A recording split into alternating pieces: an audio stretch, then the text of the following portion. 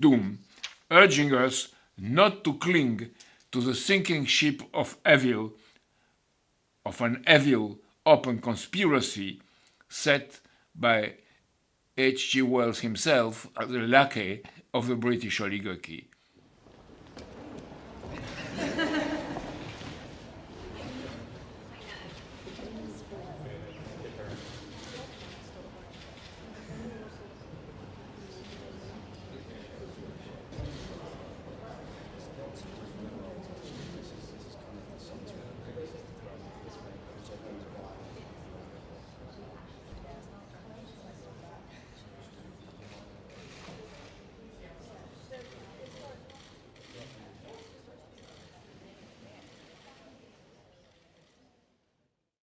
This is the Queen of England visiting the set of a TV series called Games of Thrones in the British province of Ulster, a series which has been followed by billions of human beings all over the world as an addictive drug mixing fantasy, sex, violence, and lust for power. The Queen advances trotting, ahead of Prince Philip, who had sadistically tested with his fingers the sharpness of a panoply of various pseudo-medieval weapons. The Queen then reaches the Iron Throne made of swords belonging to defeated landlords, and the actors of the series propose her to sit on the throne. She answers bluntly no, because she obviously believes that her own throne gives her more power. Why then the Queen of England would visit the set of Games of Thrones and greet the crew? The Queen of England checking the actors of a TV series? Well, there we have an illustration of the not-so-soft power of a monarchy examining with a perverse indifference one of the main weapons of her ideological power, playing with the infantile bestialization of our emotions. Now let's reach a temporary step forward, Squid Game. Temporary because other things will come if we let things proceed as they are. There you have a series of 9 episodes. Games of Thrones had almost 100. Launched by Netflix on September 17th, and also viewed by billions of human beings all over the world like Games of Thrones. Squid Game is a crude image of a world ruled by perverse assassins who organize a competition where all the losers are going to be killed, the only one who will survive being the winner of a fortune of 45.6 billion wons. The series is South Korean, about $39 billion. Of course, the level of carnage and slaughter displayed is not something new. The survival stories, such as Hunger Games, or the manga types such as Battle Royale, Darwin's Game, Alice in the Borderland, and many others, have already been viciously spread around. As I'm going to explain you later, there is a thread between the perverse fantasies of post-World War I, promoted by H.G. Wells and others, the 1964-1972 mass brainwashing of university campus baby boomers, and the present step ahead into a worse quality of hatred and manipulation of fear. What is new with Squid Game is therefore not the technological shock of the images, moderately sophisticated, as cynical gamers would say, but what's key is the social content. The participants of the game are over-indebted leftovers, varieties of undermention, who have lost everything through the gambling of their lives in the real world. The killer games are viciously derived from children's games, like the Squid Game, a sort of Asian hopscotch. The participants shall run towards an area of safety, and if they move at the wrong moment, they are unmercifully killed. Let's have an image of the game.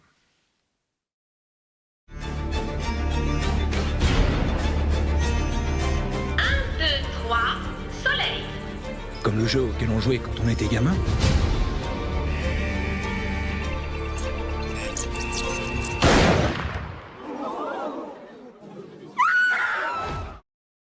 Guess what? In a lot of European school playgrounds, kids are already playing this game, not of course killing the loser, but in many cases beating him up or lashing at it. Besides, at this point, there are already big puppets of the game in various Asian countries. What is then really new with this game? The combination of desperate, over-indebted praise coming to play with a full democratic consent.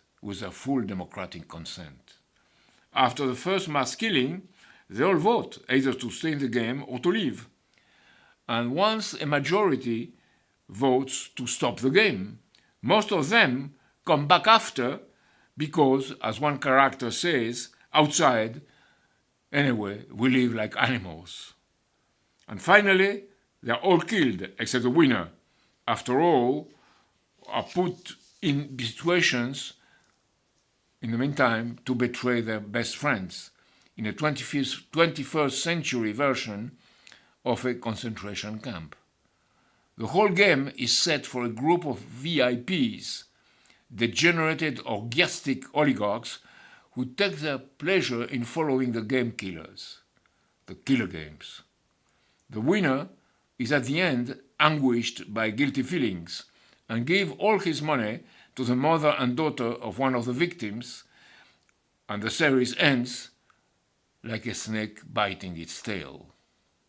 The creators of the piece present their intention as a critique of the murderous behavior of the oligarchical ruling class.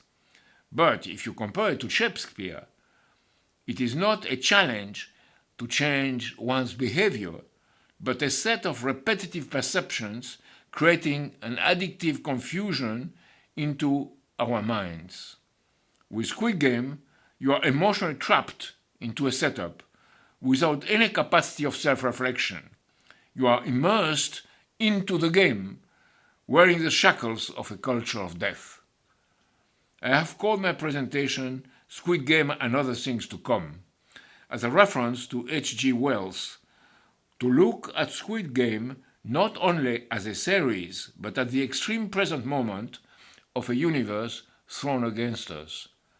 Things to come after, if we don't intervene, is doomed to be a universal fascism imposed through, in part, induced consent.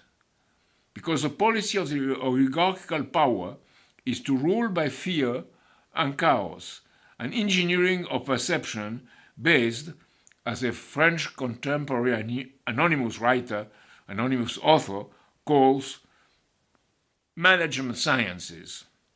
It is a nebula of disciplines that began to constitute a coherent corpus from the 1920s onward, and whose information theory and cybernetics summarize the main ideological lines. Namely, living beings and conscious objects are information systems that can be controlled, modeled, and even hacked in the same way as non-living information systems composed of non-conscious objects. It is aimed at human life itself, because the essence of human life is to escape to any control and create. Therefore, to reduce it to a set of predictable behaviors means to kill it, the monster generated by the dreams of reason. Back to H.G. Wells. He wrote The Shape of Things to Come as a science fiction dystopia in 1933, 2 years after Aldous Huxley's Brave New World. In both works, a war leaves the world in ruins, a self-appointed elite takes over to rebuild it, and engages in social engineering to refashion human society. In Wells' conception, the Second World War takes place, a war fought between countries on the verge of economic collapse. It remembers you something. With both sides launching air bombings at each other's main cities. Governments break down, industries and urban centers are destroyed, and a strange and terrible pestilence, a wandering sickness spreading through the world, kills a large part of humanity in 1945 1956 and 1957. Civilization nearly ends, but a benevolent dictatorship of an advanced Air Force elite fortunately takes over, abolishing organized religions and abolishing nation states. We don't approve independent sovereign states, declares one of the heroes, of the so-called heroes, to establish a modern global world state. After around 100 years, the dictatorship of the air is overthrown in a bloodless coup, and a society of English-speaking polymath emerges, each equal to the great geniuses of the past, while the two honorably retired leaders of the benevolent dictatorship comment as Hamlets from the future, "No rest, no ending for men, all the universe for nothing, animals, men mattering no more than other little animals." A movie was produced in 1936 as a mass promotion of Wells' fantasies. Let's see a picture of Wells and the airplanes of the elite, a 1930s version of Star Wars.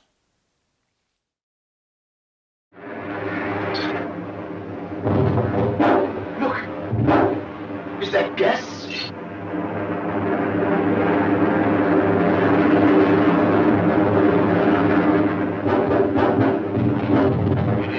You won't get out of this. You! Don't you see we're beaten? Shoot them! What are you all doing? Lyndon LaRouche, looking at the state of the world in 1997, examines the wells of Doon to give us the leads to get rid of the nightmare becoming true. The fact, as Squid Games gives us a sense today, that the situation is much worse now than it was in 1997, makes the message of LaRouche even more urgent to assimilate, to purge ourselves of the ruling Western counterculture. All these dystopic, harebrained ideas have a point in common: Malthusianism, the debasing of the value of human life within a system of rules which acknowledge no principle. In Wells' movie, the benevolent dictators don't hesitate to gas the rebel populations, described as so backward that no other choice was left to the elite. For ruling over them, Wells gives his recipe. In a world where pressure on the means of subsistence was a normal condition of life, it was necessary to compensate for the removal of traditional sexual restraints. And so my advocacy of simple and easy love-making had to be supplemented by an adhesion to the propaganda of the neo-Malthusians. It is our present counterculture of the population, already in the words of H.G. Wells, and, as John Maynard Keynes said, peppered with sex and statistics. Our task is therefore to apply the Socratic method to smoke out the hidden perverse assumptions underlying our beliefs and to reestablish the basis for our true culture of life, serve for happiness, not pleasures and discovery. According to the words of Lyndon LaRouche, thus today the near obliteration of classic artistic culture from the US population, I add, and from the whole Western world, and its replacement by the most debased expressions of Dionysiac revels is a major internal security threat to the continued existence of our republic. Against the deprived indifference to principle, LaRouche refers to the human quality of agape, expressed as a passion for truth and justice, natural law being the impact of an efficiently served agapic passion for men as being made in the cognitive image of God, the opposed to the common law principle of the oligarchy. Replace entertainment premised on erotic perceptions and each time more and more on a morbid fascination for death. With agape is thus required to stop this corrosive descent into destructive cultural pessimism that followed the years after World War I, and worse, in our present times of wars against the weak and the poor, conducted with the induced, pervasive, and depraved indifference of the populations. Agape is what leads the capacity of the human mind to generate discoveries of new validated principles and to transmit the discoveries to other minds. This latter characteristic, stresses LaRouche, correlates with anti-entropy. More profoundly, he says, it is this same human cognitive anti-entropy which defines the anti-entropic relationship of the human species to the universe at large. The suppression of agape, as by eliminating the factor of classical art, results in a form of escapism into synthetic virtual realities, converging on erotically motivated forms of moral and intellectual degeneracy. This is LaRouche in 1997. There is a battlefield for our minds, and the reason why I wanted to start with Games of Thrones and Squid Game, not as things in themselves, but as evidences of an evil culture that we shall once and for all throw to the river without return. I am optimistic about the success of our fight. Very optimistic, because creative and moral potentials are the essence of our species. Second, because soon people are going to be convinced by the living conditions and the future of their children and the state of mind of their children that there is no other way to go than to change. In China, the access to video games for children has already been restricted at most to 1 hour per day on holidays only, and the content of series is under control to eradicate pornography and bloody scenarios. I was recently happily surprised to read in the Sunday supplement of Féminin Hebdo, a French magazine usually promoting silly things for women, an article on the influence of the series. It says, I quote, that they are produced with colossal means of financing and based on the neurosciences. Everything is done to mobilize our brain non-stop. Visual and audition stimuli, emotional extremes, narrative mechanisms. The scenario provides a very strong emotion, but when the episode ends, the emotion dissipates. Everything then goes down. It is like a mini depression. To get back another dose of pleasure, we follow up with the next one. We can measure the danger, says the author. It is easy for the series to impose upon us their way to see the world. Besides, they are mobilized as a weapon of geopolitical influence. End of the quote. When such a diagnosis is usefully formulated in such an unsuspected place, there is plenty of room for hope, provided that we go deeper and deeper, not only into our resistance, but much more into providing the moral, economic, and social ways to rebuild an anti-entropic, happy world out of the screens of our present cave. Thank you very much, Jacques. Before we go on to our next speaker, and let me just say there's a slight change in the ordering of our program today. Mr. Zhu Wang will be speaking a little bit later, and we will next be joined by Professor Wahab. But let me just urge everybody who is watching, and for people who were not with us at the beginning, this is the fourth panel of the Schiller Institute International Conference entitled All the Moral Resources of Humanity Must Be Called Up. Mankind has to be the immortal species. Please join the Schiller Institute. One thing we do not have is too many leaders. We need more leaders and more people who are informed of the great issues facing mankind today, who are not going to succumb to the low-level thinking about great strategic crises and opportunity that we're subjected to in the social media. And also, if you join the Schiller Institute and make a minimal monthly donation or donate to become a member, you will receive in your email a newly started publication called Lenora magazine, after Lenora in the Beethoven opera Fidelio.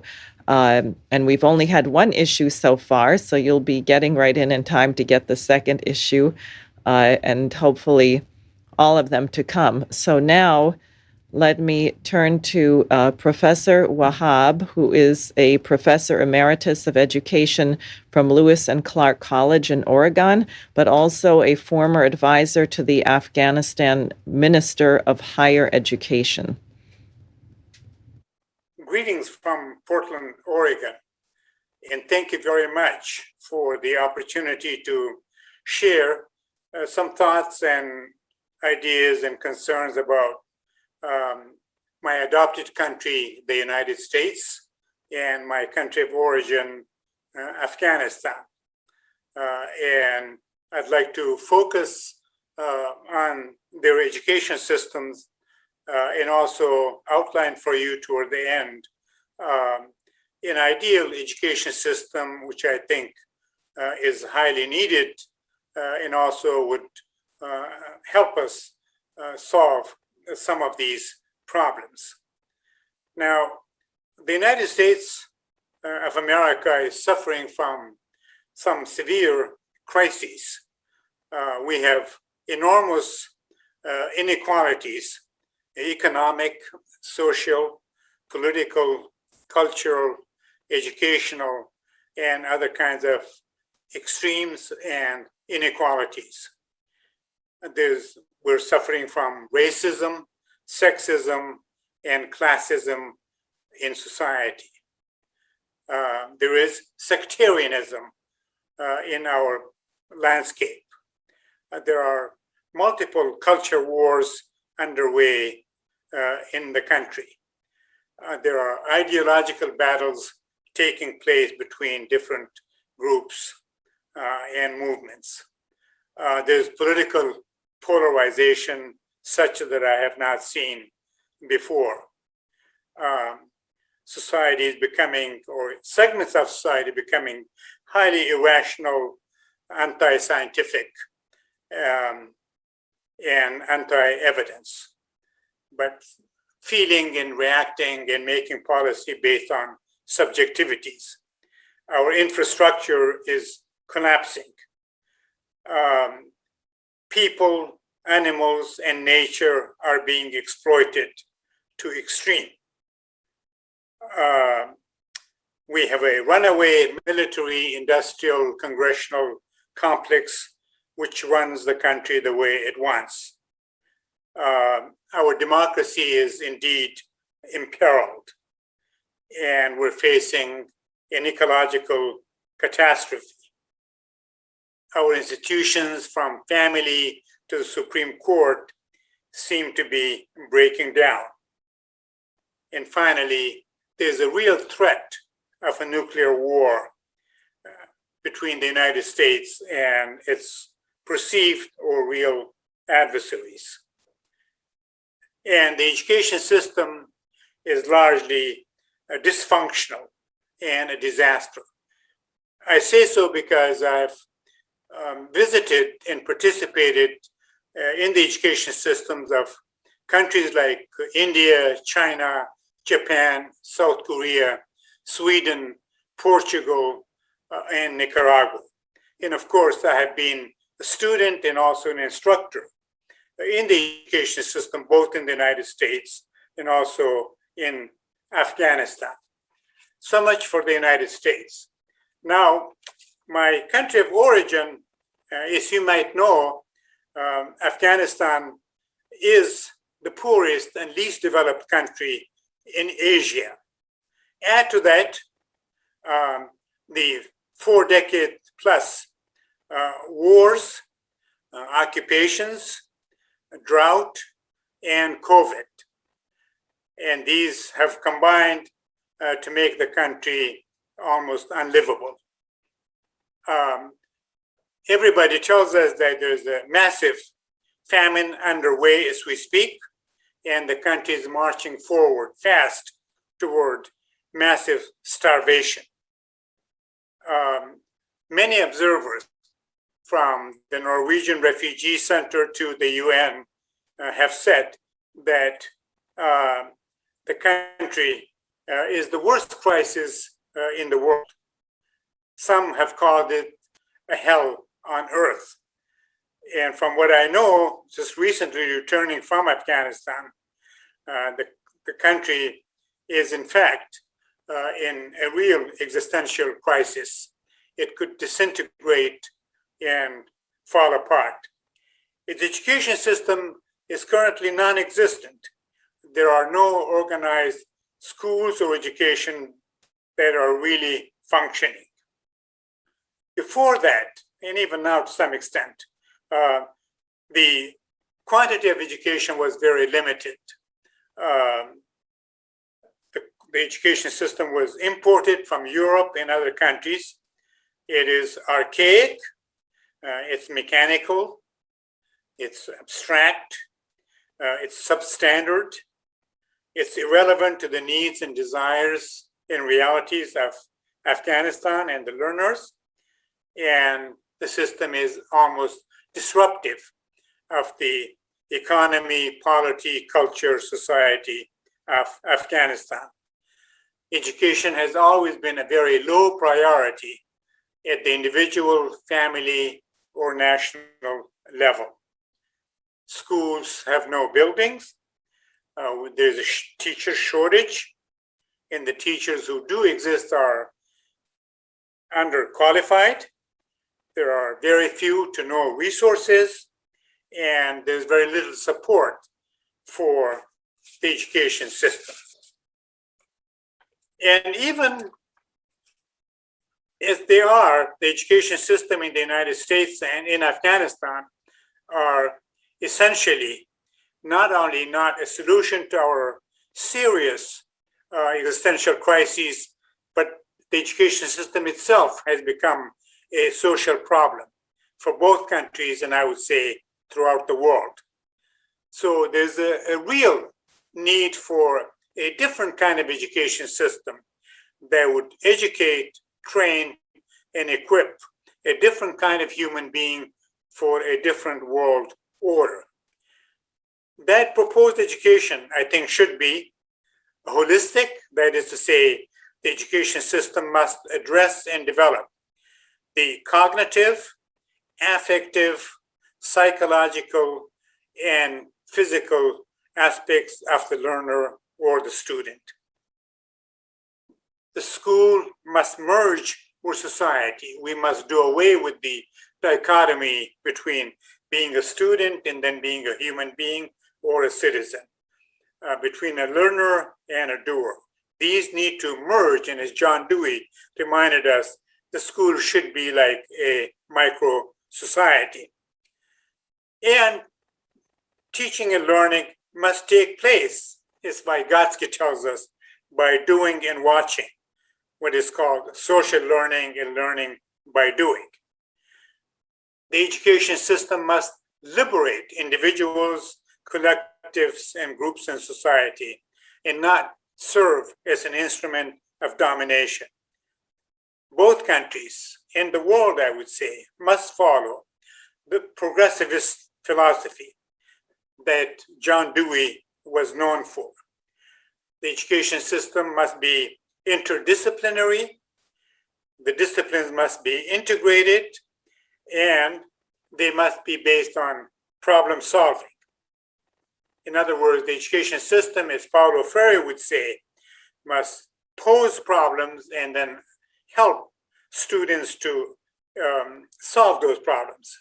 The education system must be humanistic, placing human beings and human existence in society at the center of the inquiry in teaching and learning.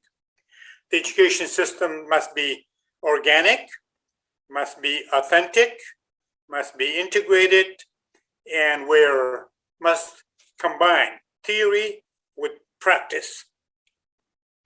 And at the end, the education system must provide full support for the full development of all of the human capacities and intelligences.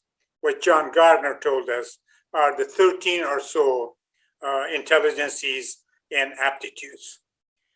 It's only after these educational systems, in applying those, that the two countries can solve their serious problems and then be a model to emulate for the rest of the world.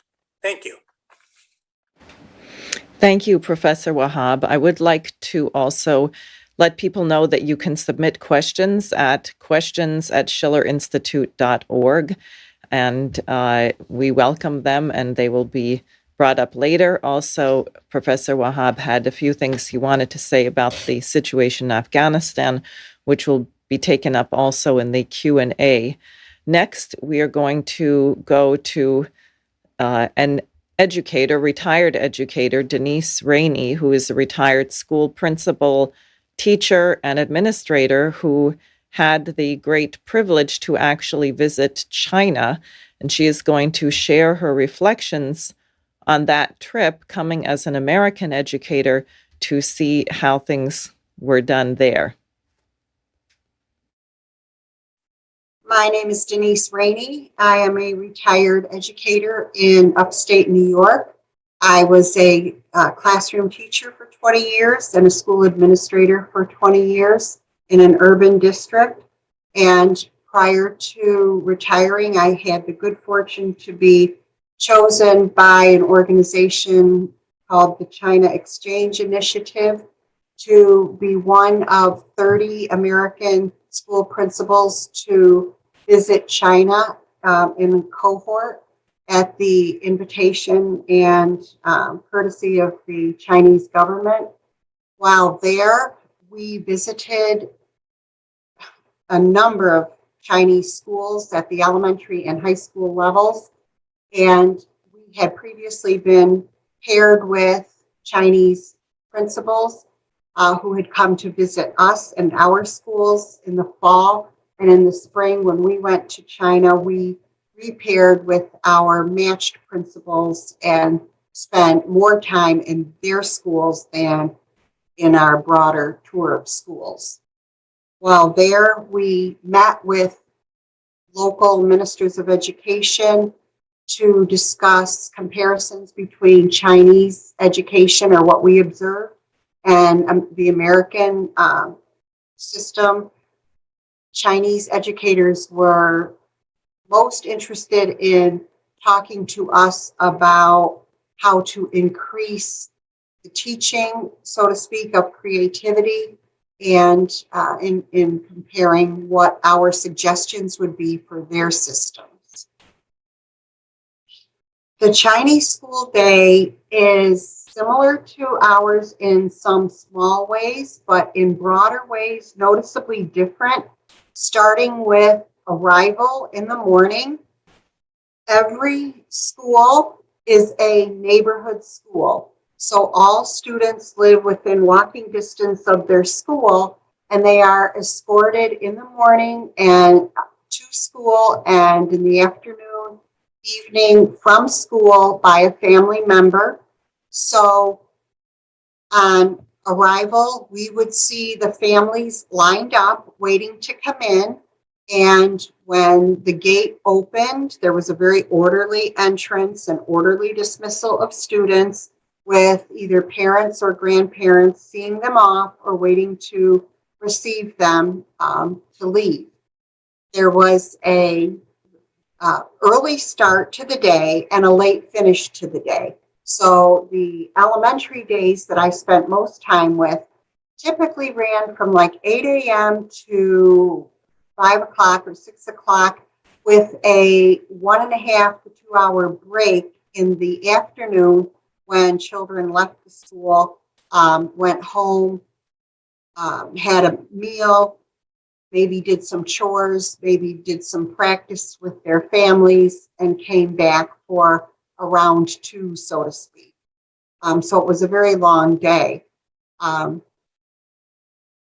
When children were observed by their teachers to be struggling with something that was taught in the morning session, it was common. I saw several times where the teacher would wait to meet the parent or grandparent who came to pick the child up and then say to them, you know, your child or your grandchild is struggling with this morning's content.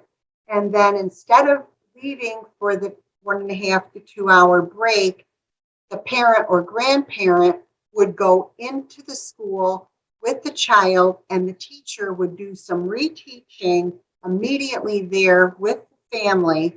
And then the family would be expected to go home and through the evening and rest of the week work on the skill or the piece of academia that the student was struggling with at home. There's such a strong sense of family responsibility toward what the teachers are doing. I mean, frankly, if I saw an American teacher go out and say to a parent at the end of the school day, I need you to come back in because your child didn't understand what I was teaching and I want to show you so that you can help them at school. Some parents would willingly come in and expect to be part of that, but some would say, no, I have things to do. I can't do this. I don't have the time now. What I observed was parent and grandparent just bowing, literally bowing in thanks to the teacher for taking their break time to do the reteaching, and every effort made to reinforce that teaching at home. And a true sense of responsibility that we're in this together, and you showed my child or my grandchild a skill or a technique or, you know, a protocol to be followed. They didn't understand it. Now we all have to pitch in together to make sure the child learns this. We kind of explored that, you know, how does this level of pride and ownership come about? And one of the things we learned, among many, was that in China, students clean the schools.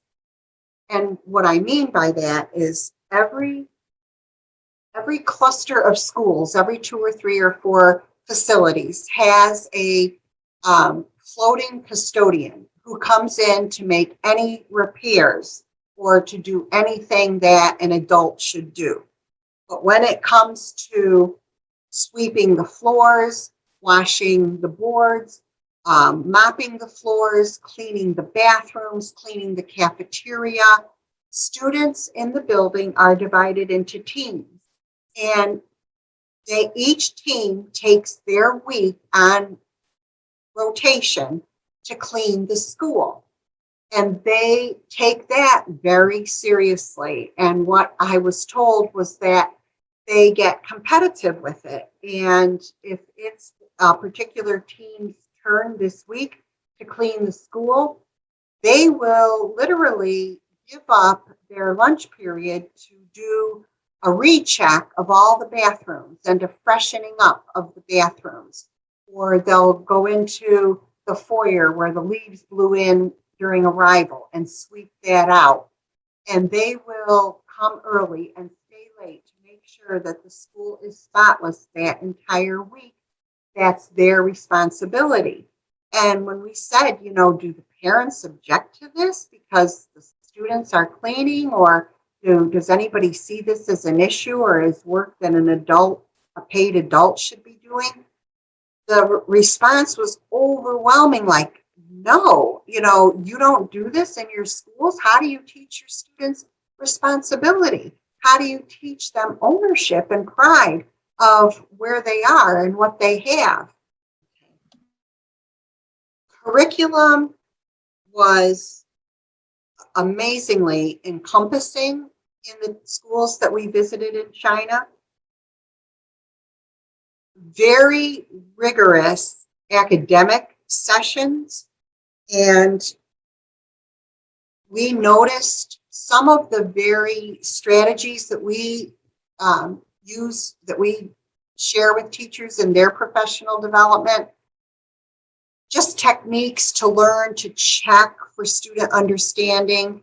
We do something at the elementary level that we call think, pair, share.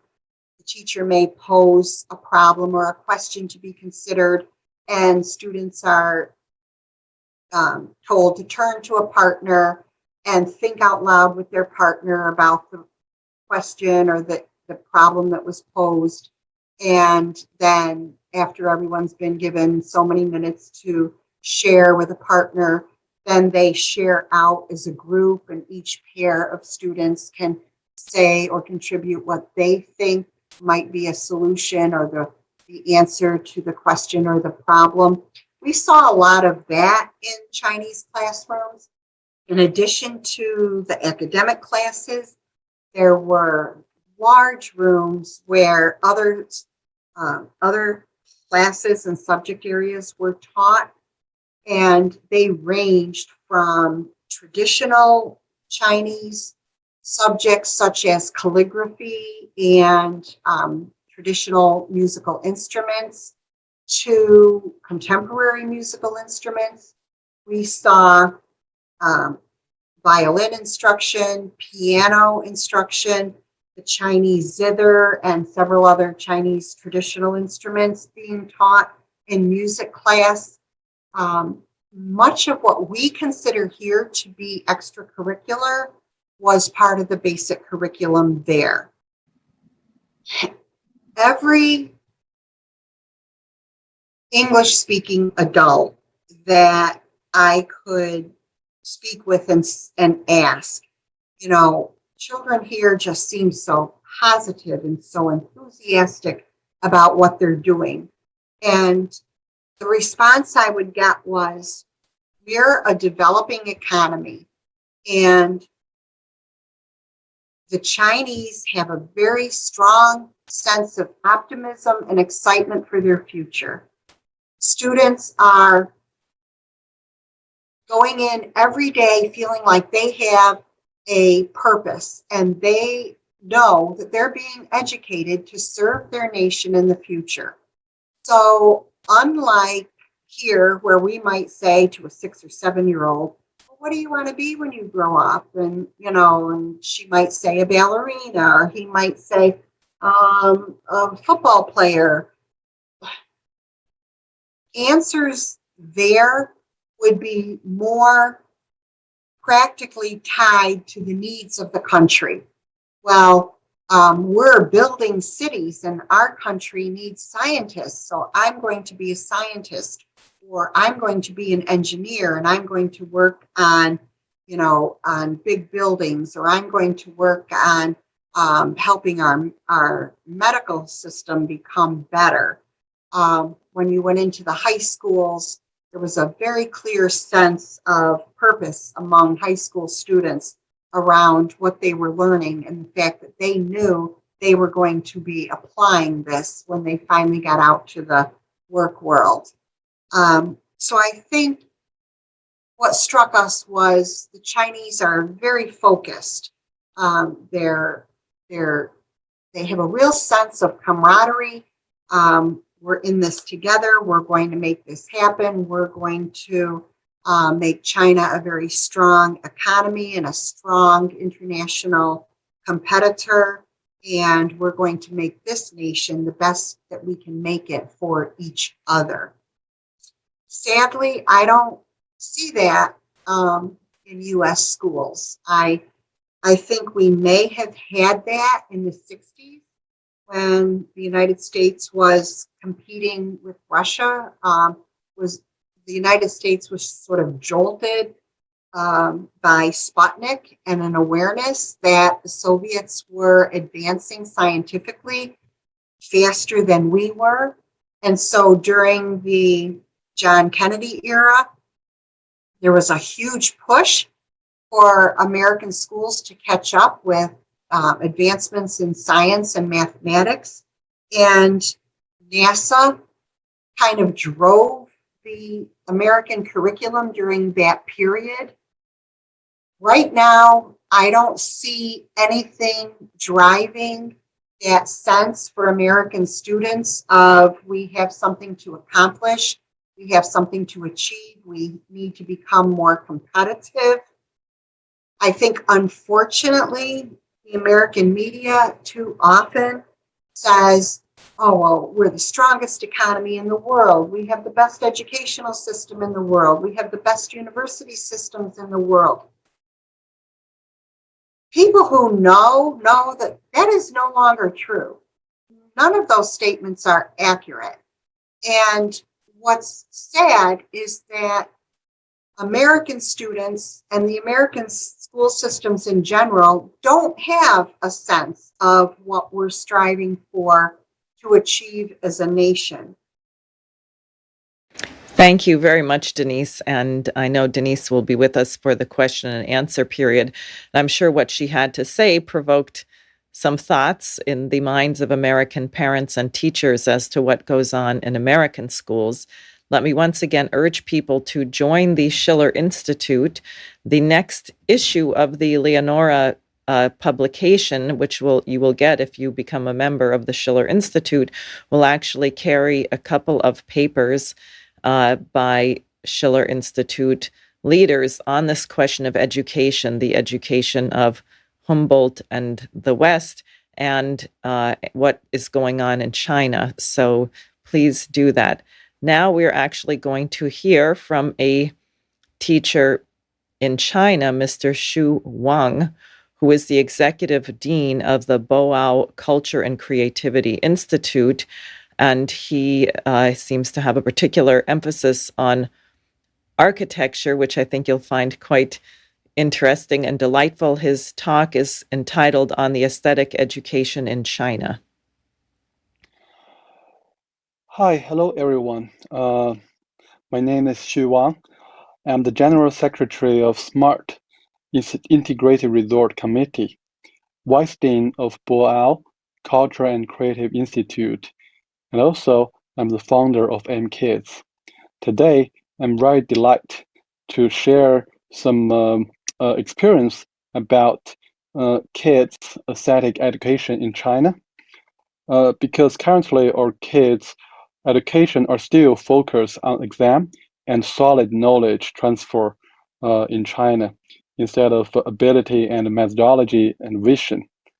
What we've been focused on is so-called future education system, which will adapt to current trend and technology, get the kids learn their skill and sharpen their ability by play and interaction and also experience.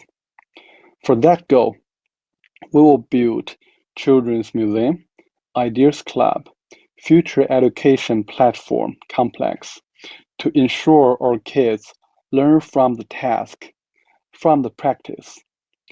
Instead of traditional aesthetic education, we include the art education into design because my background is an architect. So first the kids have to know what is the standard for beauty, for pretty, and how you define and evaluate it.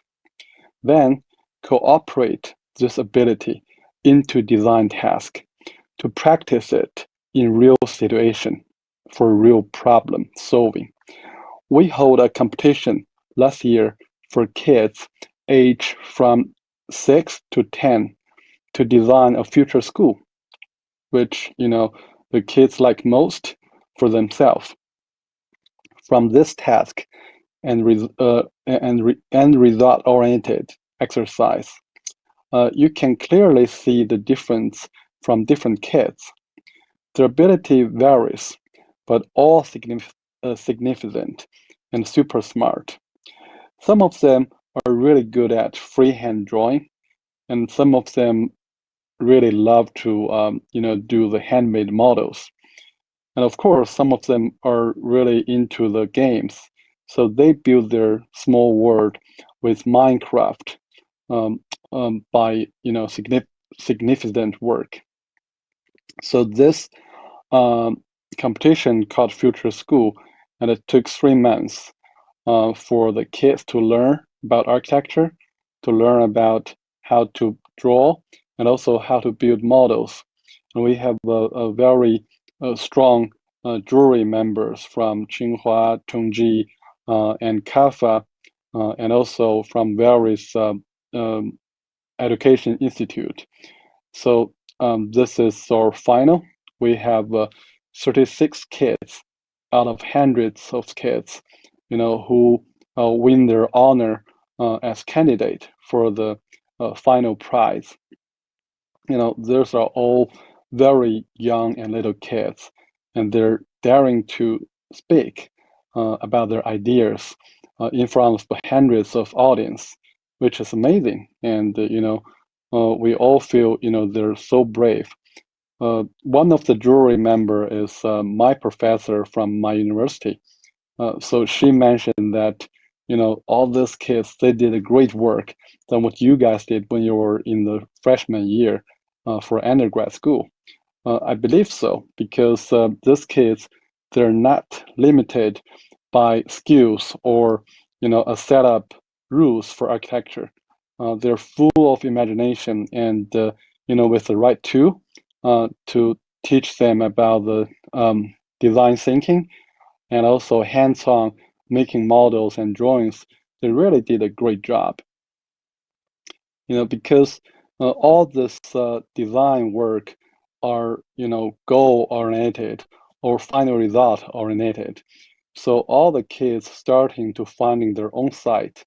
Some of them looking into a school in desert because they want to teach the kids to learn about how to, maintain the environment for a better world. And also some kids decide to put their school under the sea. They're starting to looking into methods how to transfer human, down underneath like 500 meters below the sea. And they're starting to find their way for all those mechanisms. And some of them, it's their first time to cutting the models for the cardboard.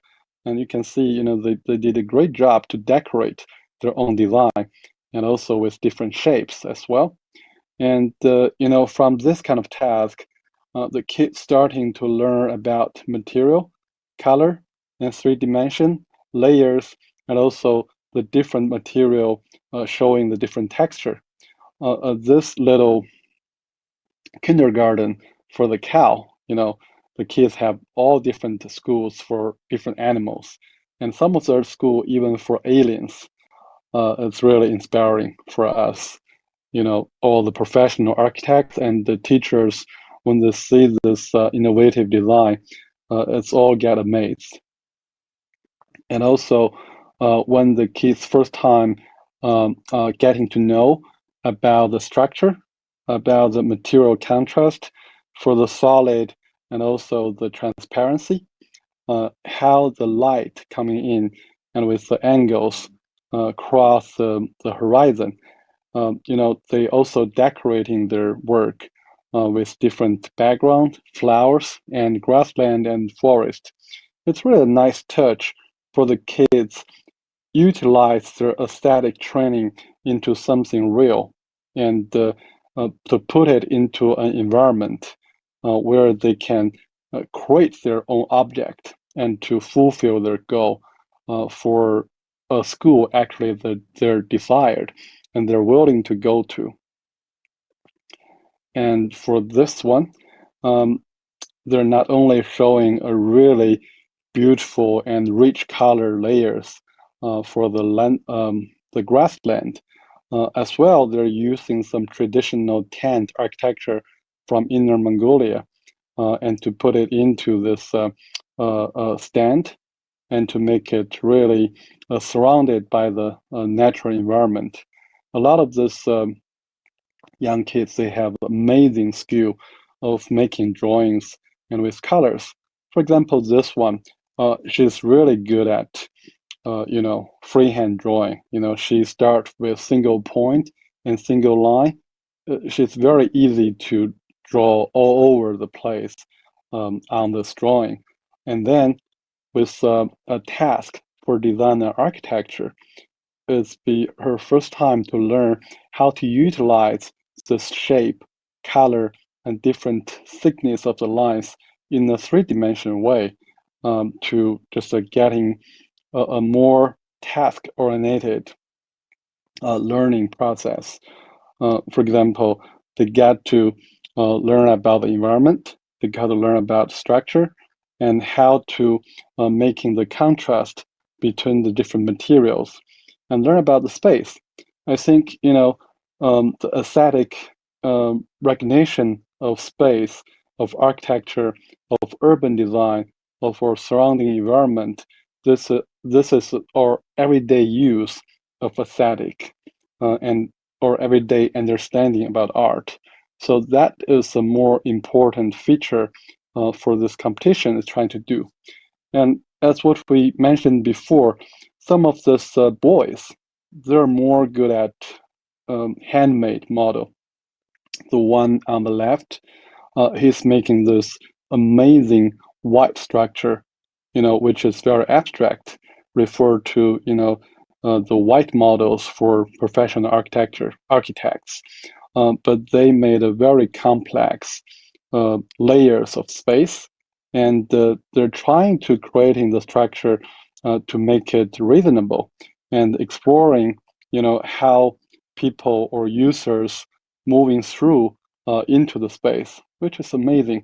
And on the right-hand side, they already understand to superimpose the traditional Chinese architecture in the nature, in the water and mountain, to be contrast with the super high rise of the CBD of Beijing, which is an amazing idea to learn about the scale and the different sensation of traditional Chinese garden versus the contemporary, Beijing CBD architecture with all this high rise and steel structure, which we think it's a great way to not only learn about art, but also about social, about history, about all this human relationship and some psychology features as well.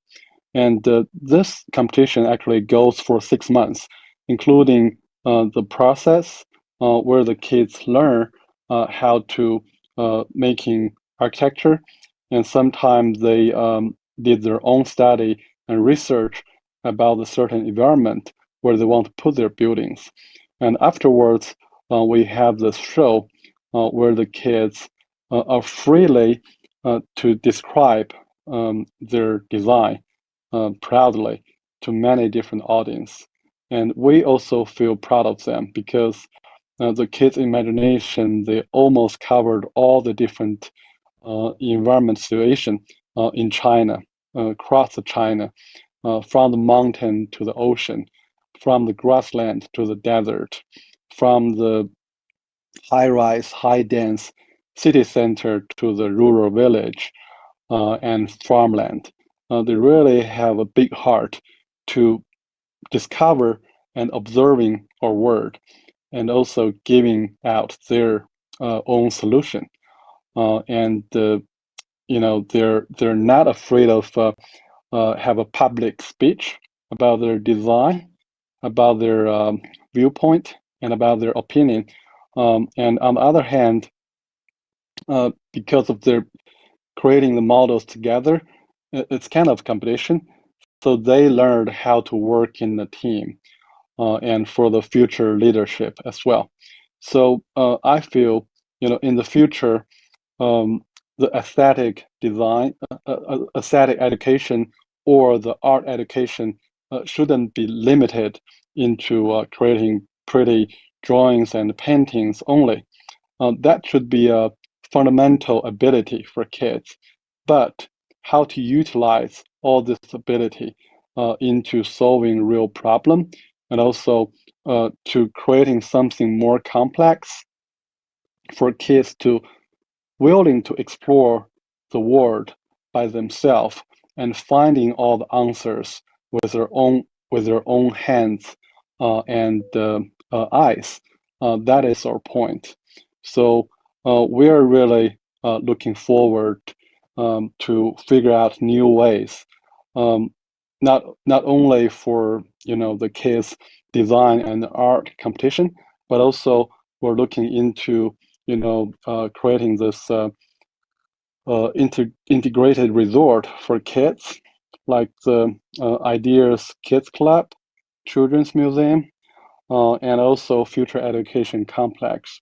So we think this is a holistic system for the kids, in this age, with a lot of aid from the computer, from the internet, or from the metaverse, but they still have to utilize their ability of seeking and touching and hands-on to find a better way to explore themselves. And that's our share for today about our aesthetic education in China currently. Thank you for listening. Thank you very much. And again, that was Mr. Xu Wang, who is the Executive Dean of the Boao Culture and Creativity Institute. And I'm thinking that those cows probably get a better education in the Chinese kindergarten where the child put them than children in our kindergartens in the United States. We are now going to go to Professor Ole Doering, who is a Sinologist and philosopher from Germany. Hello, I see that you're there. Welcome. He is an expert on the ethics of technology, culture, and health, and has been traveling back and forth between China and Germany for a little while, I guess about 25 years or so. So Professor Doering will speak with us on education. Thank you very much, Diana. I hope you can hear me because I'm speaking live from Berlin. Greetings to all over the world. Thank you for the Schiller Institute for providing this fascinating opportunity to reach out and interact with so many people all over the world. It looks like when I'm considering the two last talks that we just heard, that talking about China seems prone to bring a kind of fresh and hopeful perspective into the entire discussion. And I can only second my previous speakers in their perception of Chinese education, or rather of the generations that are now receiving and really reinventing education in China. I'm teaching in China in several universities for many years. I've been a full professor at Changsha, that is the University of Changsha in southern China. And I can only say that my students there are extremely eager, extremely bright, and they are not at all under the impression that they know too much enough. And my German students sometimes could really benefit from such an attitude and the ability to make use of it. Today, I would like to briefly about a dialogue, or argue for a dialogue of civilizations, that in this we depend on collaborative with China. I put this into a philosophical perspective, and I start with some context. I call this first part of my 4 parts, Preparing the Soil for Spring. Just go back a few decades. After 1979, China opened up and set out to get better. How this would be accomplished and what it actually meant was not clear at that time. That, however, was the beginning of an unprecedented learning exercise. In fact, much of the breathtaking achievement commonwealth that we are all witnesses of is a subject that sounds like, let's find out how, not just to get better, but also what that really means and how it is done best. This self-reflection took place behind the scenes, in connotations, in sciences, among the political leadership, while performing increasingly well in building the economy, infrastructures, and these things could gradually serve greater souls remained open. The success was some of the wagons of the famous train that Deng Xiaoping had ingeniously invented, directing all resources towards the driving locomotive power of individual creativity. The task at hand was to survive and to consolidate as life went on. Self-reflected learning and adjustment of the course continued and grew better in the wake as well. Then, starting 2 decades later in the 1990s, viable growth of power was the next step on the global scale. It was the time to establish China at the appropriate level among nations. China's aspirations grew through the international institutions like the WTO and the framework of the United Nations, so that it now assumes proper responsibilities in global governance and masters the instruments of international diplomacy and law. Recently, a dual circulation marks the next step in this process. The timing was forced by foreign aggression and started probably slightly premature, yet it is a sound continuation of the learning approach. As a sovereign nation, China reclaims control after 2 decades of strategic opening. For example, it disengages unhealthy connections with commercial providers of education services. It redirects and aligns authority education to the thereby exercising responsibility for social welfare and public health, as well as care of disadvantaged citizens for access to proper education, securing the standards of balanced growth in its own terms and by its own means. China would never be a nation that is satisfied with copy-paste approaches, neither on the small-scale action nor building blueprints for science and education industries, nor regarding its political system. It wants to do it right, that is stood as learning to get better.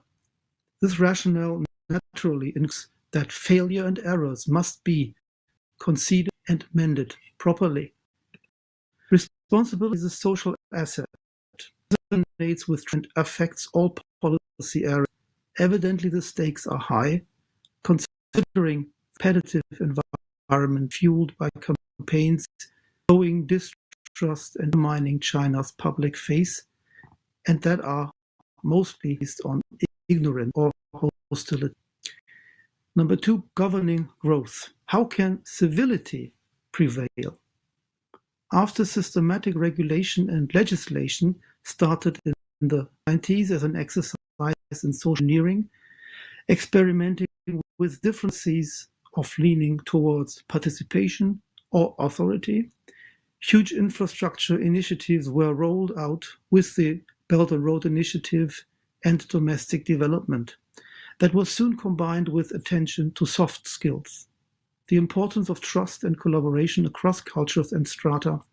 Skillful social engagement is instrumental. With more well-educated, diversified, and demanding relations to be accounted for, a new deal is required. It trusts in responsible innovation in the public and private sectors of social goods, first of all in education. This way enables continuation of learning and adjustment. Other sectors will follow that path, such as health and environment, that have suffered a lot from neoliberal global culture. Other areas will be particularly sensitive, such as control over commercial, digital, and AI technologies. As long as the social contract holds and stability can be maintained, it is possible that this course will be maintained by integrating ever-increasing populations as beneficiaries. This is how, ever since the educational reforms inspired by Zhu Xi, who was living from 1130 to 1200 in China, of the Song dynasty, cultivation and power have been enshrined as the yin and yang of China's prosperity as a country. Mandarins installed meritocracy as a model for legitimate role, vitalized by education as the motor of social mobility. This was not mere academic philosophy, but philosophical insight at work for social goods. This ultimate tertium comparationis for all reason-guided thinking is missing today if we seriously wish to get beyond the silos of thinking in terms of nations, languages, stakes, and disciplines that connections according to the beauty of true human nature. Self-centered cultures of philosophy did not fare well in their passage into the globalized 21st century. As a corresponding cultural horizon with our global realities, philosophy proper can be reinvented and become an inspiration for humane cooperation. This is a shared task, a unified philosophical curriculum that integrates the classical scholarship of world philosophies, such as Chinese and European traditions, does not yet exist in academic institutions, neither in China nor in Germany, nor, as I hear, in the United States. The need for and potential benefit from such a renaissance is so strikingly obvious, and the material and political investments required so marginal that reason will not serve as an explanation for its absence. We can do it when we do what these philosophical traditions have always done initially: pursue, explore, and criticize enlightenment. The future is an open book, together in a common language. Which language could that be? Integrating and expressing all knowledge that is born within our natural tongues and horizons of cultural experience. 3. Sustainable growth. Let us consult that knowledge. The book of the philosopher Mengzi, who was living in the 4th century BC, claims and provides ample evidence for being justified in this claim that, I'm quoting, "I understand words. I am good at nourishing my intelligible spirit or qi." End of quote. The philosopher Mengzi indicated that this should be the language of philosophy that enables reflected reflection and guided action from one ultimate connecting source of reasoning. At his time, he argued against utilitarian behaviorists such as the philosopher Gao or Gaozi. His main point was that understanding human nature, ontology, epistemology, and ethics means to claim responsibility for human action and match aspirations with competence. The root knowledge and the driving motives are self-regulated. He tells us a parable, the story of the man from the state of Song who went to, and this is the name of that story, pull the sprouts to make them grow. And I'm quoting, "There was a man in Song who was annoyed that his growing corn was not longer, and so he pulled it up. Having done this, he returned home looking very stupid and said to his people, 'Now I'm so tired, I have been helping the corn to grow.' His son ran to look at it and found the corn all withered. There are few in the world who do not make an effort for the corn to grow. Some find it useless to care, stay at home and do not weed the weed. Those who add effort to make it grow pull out the corn. What they do is not only without benefit, it is even harmful. There are few in the world who do not make effort for the corn to grow longer. Some find it useless. This is a very important allusion to the way in which we need to balance education in the sense of engineering and the education in the sense of humanism. The story is an illustration of a well-explained philosophy. Human intelligence can transform natural intelligibility by providing a perspective of rights, of propriety, of balance, and healthy relationships. It explores the possible unity of knowledge and action, the connectivity of technology and life, how to achieve a balance between proper nourishment and avoiding harm due to overly eager effort. Asked to define the essence of that connectivity, Mengzi says, quoting again, "This is qi, the proper intelligible spirit. It fuses together righteousness, yi, and the way, Tao. Without it, without that qi, there is starvation. This qi assembles righteousness, yi, for creativity, for life, for giving birth, for producing. And it cannot be obtained by assembling the E with effort. So no forced innovation. When action disagrees with our heart, it starves.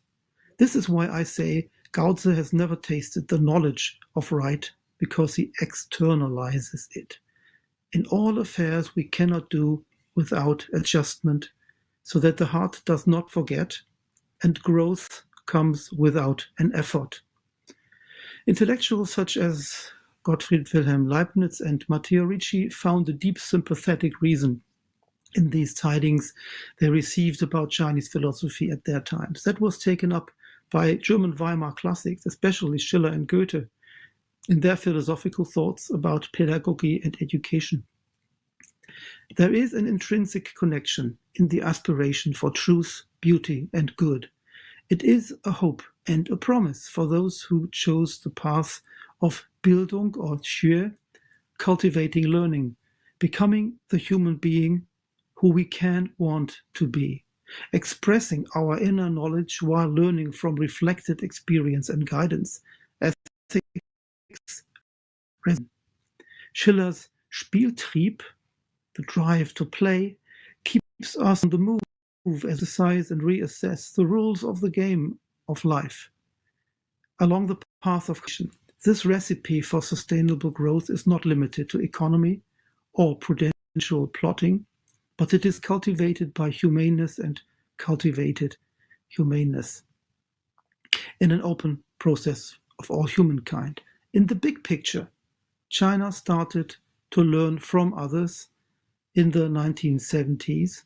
It began learning with others in the 1990s and provides opportunities for mutual learning while advancing the quality of the learning what matters. What can countries such as Germany offer to China so that it doesn't submit to the temptation to learn for others? Let us heal and nourish our roots as humans. Let us raise our proper intelligible spirit and allow it to boundlessly flow. This is a call that actually connects Schiller with Confucius, in that they both believe that this process is intimately connected with joy. You cannot really say joy because it is Freude in German and it's Yue in Chinese. This is a deeper sense of joy that is described as the spark of the gods, Götterfunken in Schiller. And this is, in a way, corresponding with the Qi, with what we feel when we exercise the assembly of knowledge through the Tao and righteousness. Thank you for your attention, and of course I'm here for any comments or questions you might have. Great. Well, thank you very much. And now I suppose I have to introduce myself. I have a short presentation which has been inspired also in part from my work and discussions with a number of American teachers. So as I said at the beginning of this panel, I'm Diane Sayre, and I am the founder of the Schiller Institute NYC Chorus and a longtime associate of the late American genius Lyndon LaRouche. My presentation is titled, How the World Health Platform Will Save the Future of the West. The crisis in education is not just a crisis in education. What we are witnessing is a total breakdown of society. At least I'll speak for the United States, and I suspect Western Europe as well. What else can we conclude when the head of the World Food Program, David Beasley, says that a mere $7 billion could prevent tens of millions of people from dying of starvation, and no individual, no group of individuals steps forward to do anything about it? People tend to have a mistaken idea of what education is.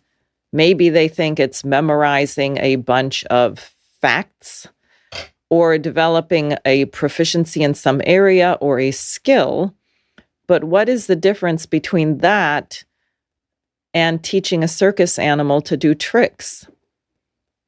Of course, with the collapse of literacy and any standard in American public schools, even the circus animal conception of standards no longer exists unless you consider playing video games a skill.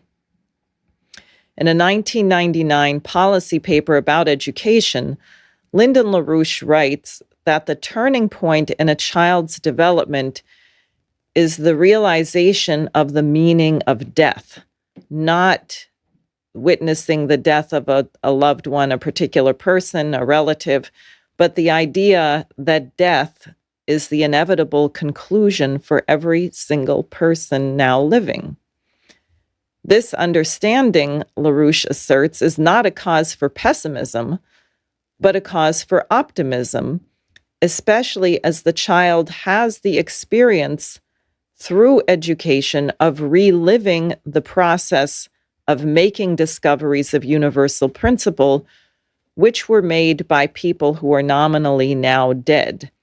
He or she experiences the discovery as alive, living in his or her own mind. So how do we get there from here? I spoke with a teacher on the West Coast who told me that in her school, and this probably is now common, 6- and 7-year-old children do not know the sounds associated with letters or the numbers from 1 to 20. Partly, this is a result of the pandemic, where children have been out of school for nearly 2 years, and in many cases, if they are poor, stuck in small apartments with their iPhone or iPad screens. This teacher told me that on Monday mornings, her students all are completely crazy and out of sorts, as if they're going through some kind of addiction, withdrawal from these screens. She reported that a 2nd grade teacher in her school lamented, "We are supposed to be teaching these children in 2nd grade to write sentences, but they don't even know the alphabet. I know they don't understand anything that I am supposed to be teaching them, and I feel like a terrible person for doing this. We need to go back to kindergarten," unquote. How does one address this? Clearly, the curricula developed by people like Humboldt and Herbart would be a starting point for an educational program, but we also have to do something urgently right now to change the culture as a whole. We have millions and millions of people in their late teens and 20s who will not have time to master classical Greek and 3 other languages before they have to function as adults, before they must address the crises that they themselves are facing. I've come to the conclusion that Helga Zepp-LaRouche's World Health Platform, combined with Dr. Joycelyn Elder's Youth Medical Corps, is the solution to this problem. If it is true that the purpose of education is the development of character, or a beautiful soul, as Schiller might say, then the moral person is the person who acts for the common good, or the general welfare, as it says in the US Constitution. This is an educated person. In the Montgomery bus boycott, as led by Dr. Martin Luther King Jr., he took people through a crash course of character and moral transformation in just 1 year, in a way that does not now occur in 15 years of so-called education. And I think that this result derived from what Lyndon LaRouche said about discovering the meaning of death. Since death is the inevitable end, what does life mean?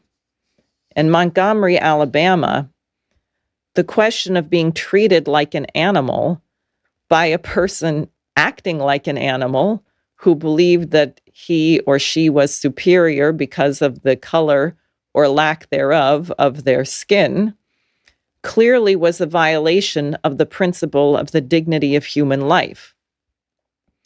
What the people decided, with Rosa Parks taking the first courageous action on December 1st, 1955, was that they would no longer participate in a system of injustice. Very rapidly, the entire Black population of Montgomery, Alabama, joined the bus boycott, and the effect was felt, but not enough to get a change, at least not right away. Starting the boycott in winter was tough. While Alabama may not be as cold as Buffalo, New York, the winters can bring a little snow and a lot of cold, rain, and mud. People had to trek for miles in adverse conditions, but they were proud and they carried themselves with dignity. As the months wore on, carpools were organized, and the Black-owned taxi companies would shuttle people for the same fare as what they could pay on the bus, but the town quickly, or the city of Montgomery, quickly made that illegal. White women who depended on their Black domestic help took turns picking up their workers all over town. And a man named John King, whom we had the honor of meeting there in 1992 when some of us were working on Mr. LaRouche's presidential campaign, told us how he and other postal workers who were familiar with the layout of the city would map out all of the carpool routes. This required great coordination and attention to detail, as well as willingness to endure physical hardship while enjoying the liberation of not participating in injustice. This boycott lasted over an entire year.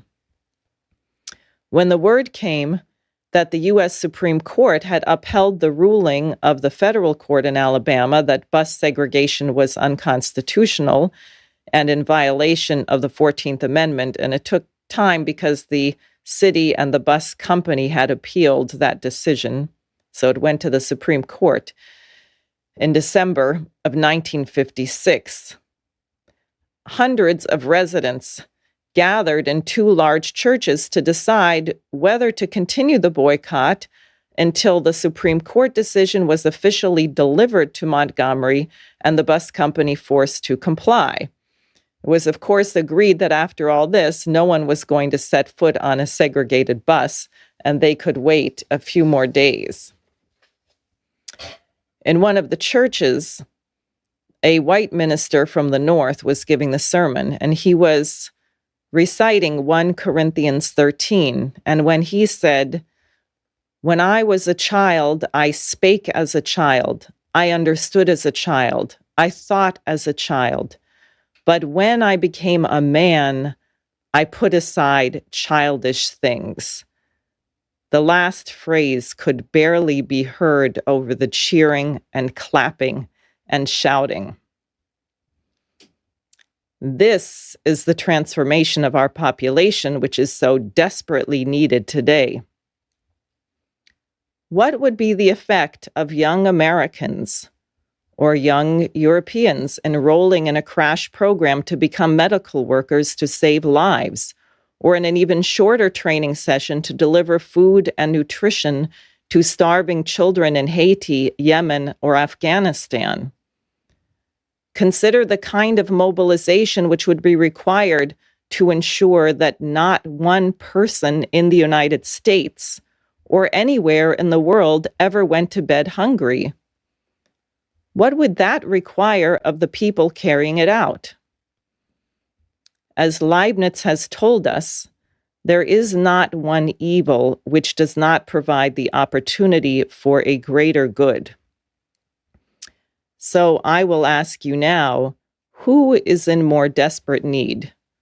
The children of Afghanistan or the children of the West, who are quickly destroying their own future?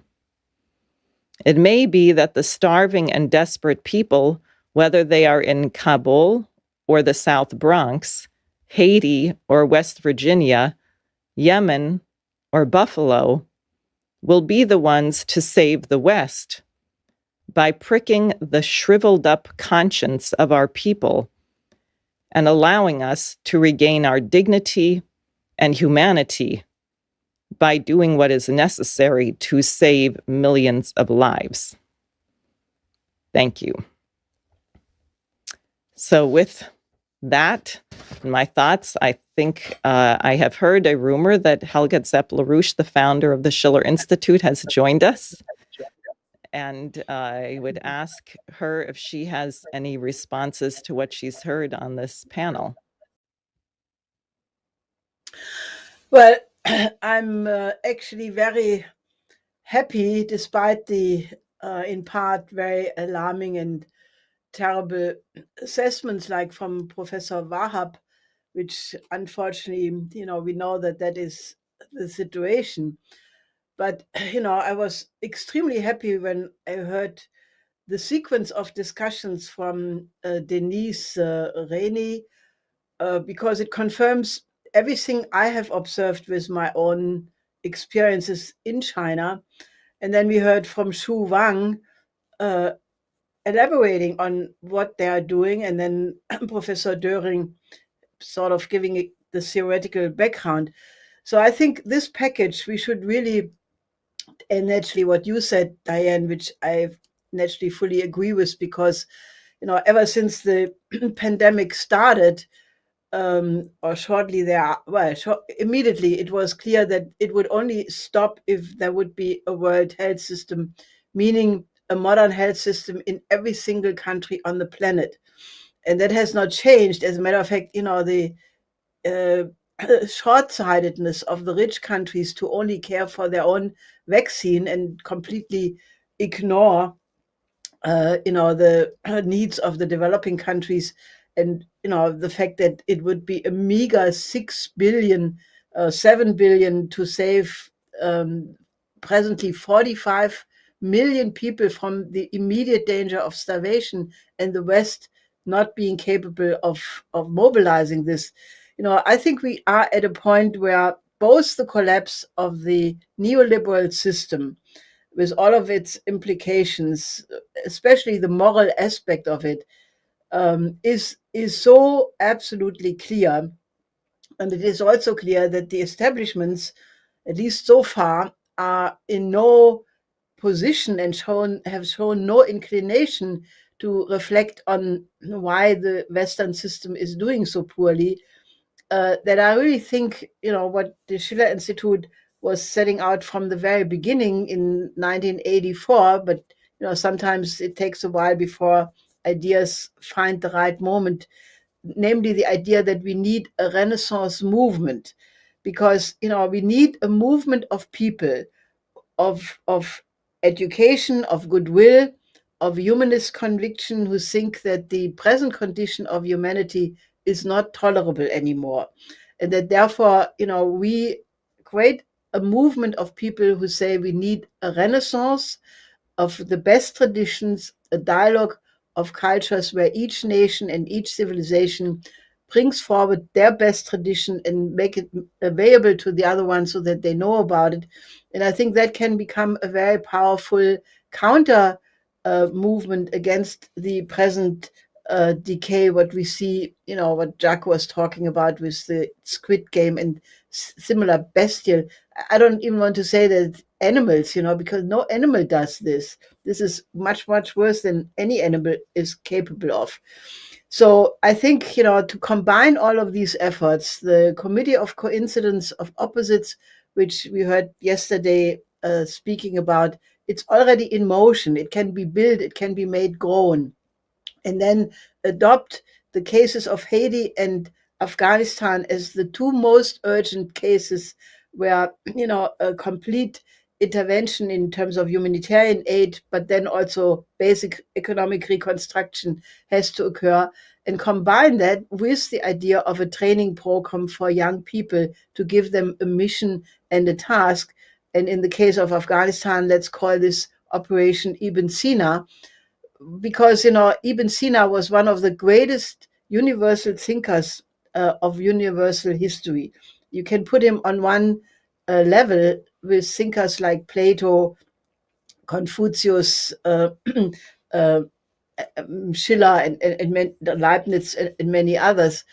And, to give the effort to save Afghanistan a beautiful image of man of genius, because we are talking about saving the souls of humanity.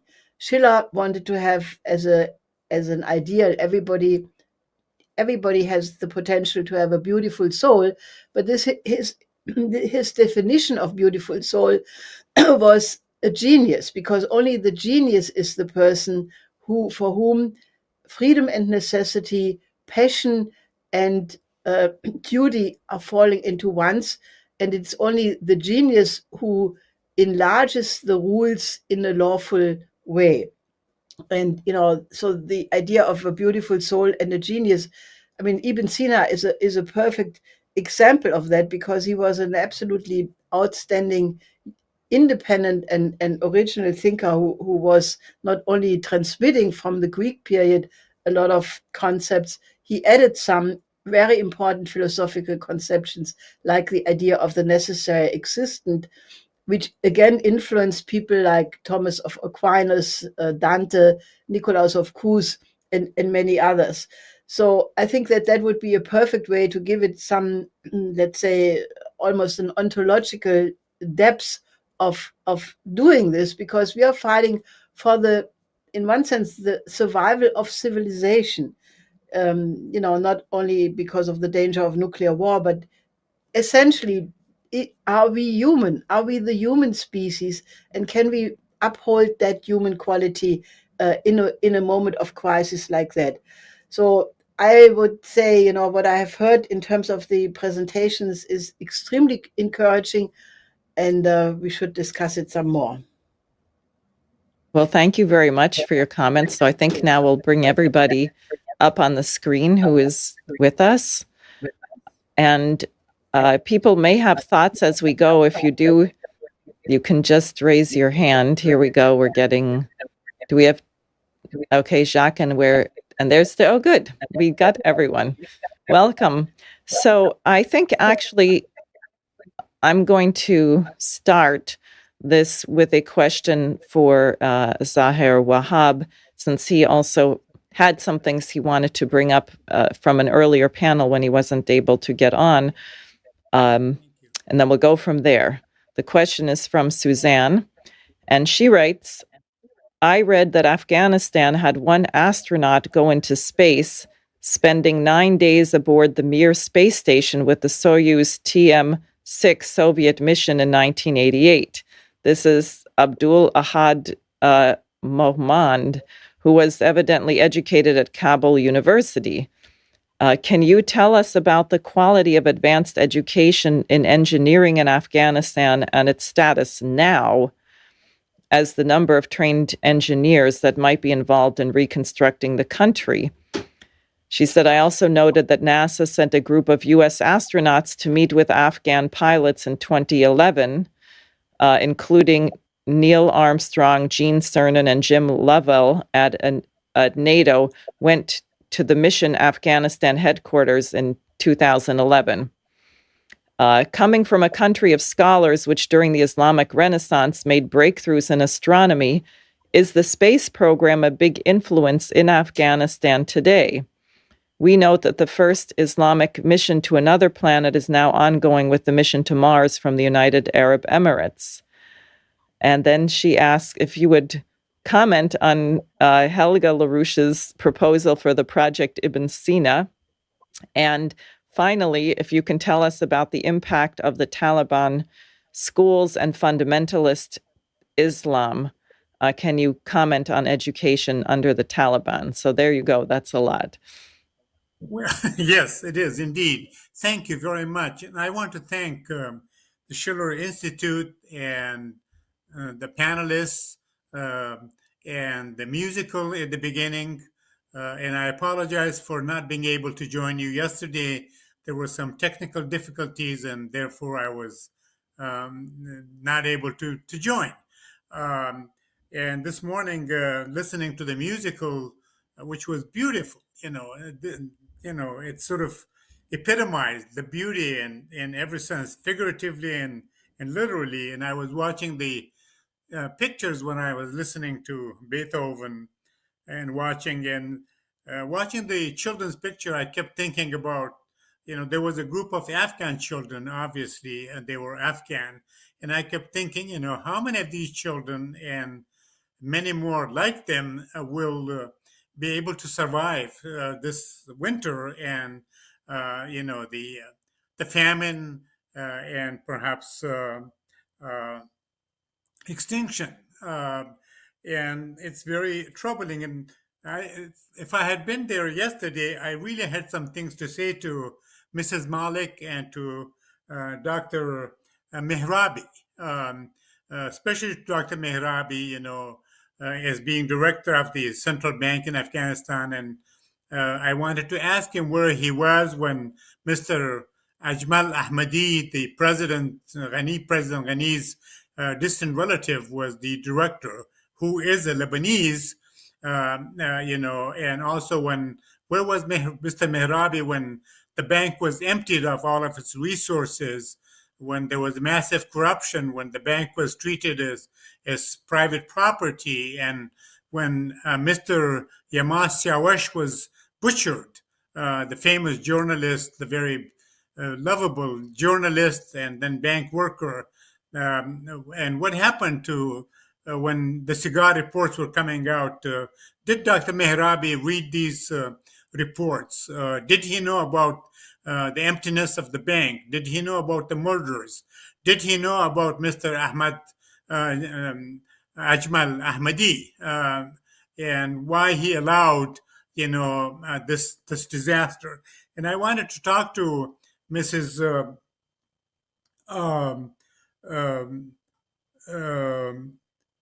Malik, that it was Pakistan that has been involved in meddling in Afghan affairs for the last 40 years, even during President Dawood in the 1970s, early 1970s.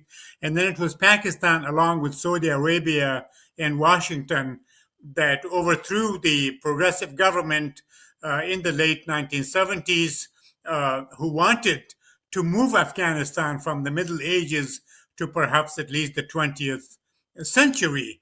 And I wish that Mrs. Malik would sort of publish her speech in some Pakistani newspaper. But anyway, I missed it. So I'm sorry, I didn't know anything about this space exploration. Must confess, I'm not really interested. It's not one of my priorities. And it's not what Afghanistan needs right now. What Afghanistan needs is the UN tells us, other agencies, the European Union, the World Food Program, the UNHCR, the UNDP, and everybody else, is there's most of the people right now cannot eat. Most of them are hungry, famished, but also poverty and hunger would reach almost 100%, and there will be massive, in fact, death, in the country, and that the world needs to act very quickly. So, in the last 20 years, I've spent more than half of my time over the last 20 years in Afghanistan, traveling between Lewis and Clark College and Afghanistan, where we try to sort of modernize the educational system, in particular higher education. We tried. Of course, when I arrived in the former minister, Dr. Fayez, in early 2002, higher education, like the rest of education, was simply a skeleton. And we tried to build both the quality and quantity of education at all levels. And by early 2021, there were many institutions, private and public institutions at all levels. And there was a system that you could call the education system, although there was much to be desired in terms of both quality and quantity. That is, access, equity, equality, democracy, resources, money, buildings, professors, school teachers, the curriculum, teaching methods, etc. We still had to make a lot of progress, but all of that sort of was disrupted on August 15th, which of course was the doing of Washington and Ashraf Ghani and his gang. And no one is really addressing this question of why and how did this happen? Were Washington and Kabul asleep? Were they reluctant? Were they resistant? Did they not want actually a stable, progressing Afghanistan? And why is it that Washington and Ashraf Ghani and his gang are not being held accountable right now to account for their crimes against the Afghan people and humanity? And so, right now, as we know, most educational institutions from first grade through college are closed. They're not really functioning. The system is being disrupted. A lot of school teachers and professors are leaving and have left. There are no buildings. There's no security in a way. There was no security. Most institutions are closed for boys and for girls, for men and for women. Although theoretically, the boys and men's schools are open, but then hardly functioning. For girls, up to sixth grade, there are schools, and most of them are open. And in some cases, schools for girls between the seventh and 12th grade have also been open. But there's fear, there's concern, there's intimidation, there are cultural barriers, there are difficulties. And so very few people, teachers, faculty, and students actually report. Even this morning, a former professor of the university was talking to me that, Kabul University, in fact, is closed. It's not really functioning. So that's, education. But I really want to indulge your patience for a minute. As I said, Afghanistan is in crisis. It's a catastrophe. It's a disaster. I would say it was one of the biggest crimes of the century. And the United States and its partners are responsible for this. And so is the Afghan government, the previous government. Right now, the United Professor? States must recognize and engage the Taliban and normalize relationships with it. The United States must apologize to the Afghan nation for imposing the misery that they're suffering. The United States must release all of the Afghanistan's money from the United States, from the World Bank and the International Monetary Fund. Professor Uh, Wahab, yes. sorry, In other I words, the appreciate your United States must do something to end this tragedy once and for all. Okay. Thank you very much for your thoughts. I think that's fine. I understand. And I would like to give Helga an opportunity to address some of what you said, if she would like to do that. Good. Okay. Well, I think some of it we discussed in previous conferences, starting with the Schiller conference in July, where we went into the reasons that the Afghanistan war was ill-defined from the very beginning. It was clear to the military of the United States, of the Europeans, that it was completely untenable in 2010. The Afghanistan papers, I'm only references that you came now new into the discussion, but we had a lot of these discussions, and I would urge you to go to the conferences we have on archive on our website, because we are in the middle of trying to solve all of that. And I fully agree that a lot of crimes were committed, and I also think the non-action of the West right now, after they did this to the Afghanistan people for 20 years, leaving the country without an economic anything. They spent 2 trillion, the United States alone, and then the German Bundeswehr another 60 billion or something, but nothing is left. 2 weeks after the previous government had left and the US left, it turns out there was zero. Nothing has been invested. So this is a crime, and I absolutely insist that the West, the United States and European nations and all NATO members who were there, have an absolute responsibility to step in. To release the fund is the bare minimum, because this is the money belonging to the Afghan people. And given the fact that, according to Beasley, 95% of the people are in acute danger of dying of hunger and cold. I mean, that is the reality to start with. Now, I mean, you may think about the Taliban, whatever you want to think about, but talking about women's rights and not trying to save the life of 95% of the women, is obviously it shows you the hypocrisy of a lot of this discussion. So I just wanted to say that, and I would really encourage you to help us, because we are trying to put together an alliance of people to put, the solutions, the short-term humanitarian aid, but also to integrate Afghanistan into the Belt and Road Initiative projects, which is the only feasible perspective to have a real economic development in the short term. So I just wanted to say that, because, I understand that you are under an enormous, pressure because of the situation, but I also want to tell you that we have considered a lot of the things you said already. Good. Thank you.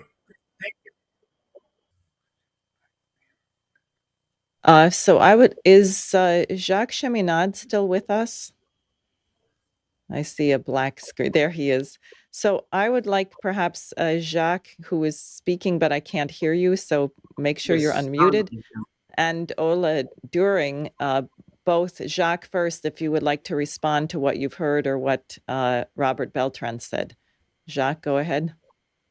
Well, Helga said something extremely powerful yesterday, is when there are divisions or fights, either at the level of states or at the level of persons, to solve the situation, you have to do something good for the other.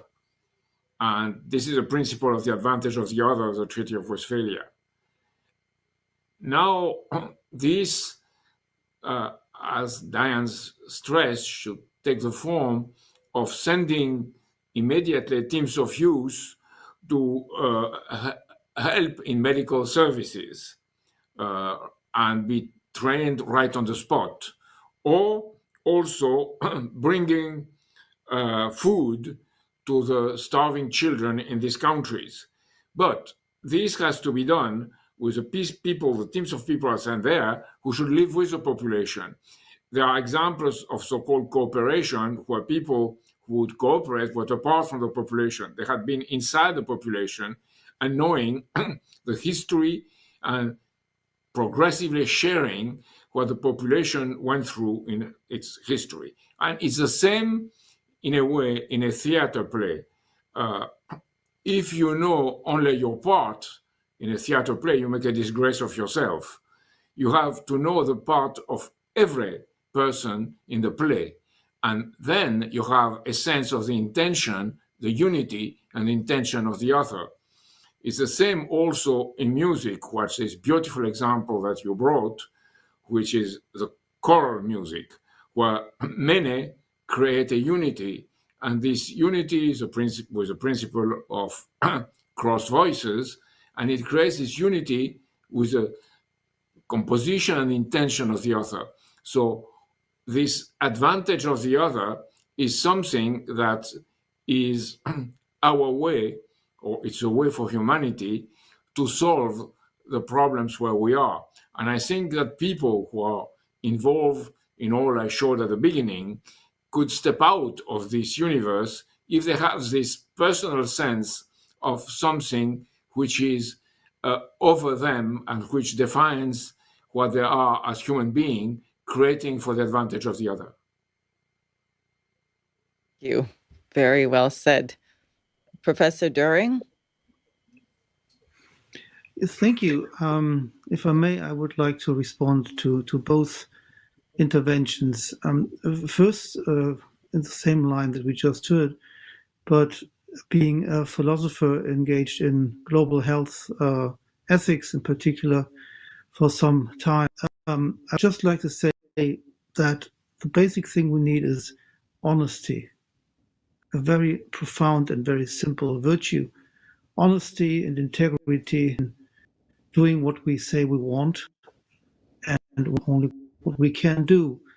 And this would be a recipe that is as old as humankind's philosophy, so as true as ever, and it will, well, actually show that all our excuses for not acting properly in the area of health policies are just excuses.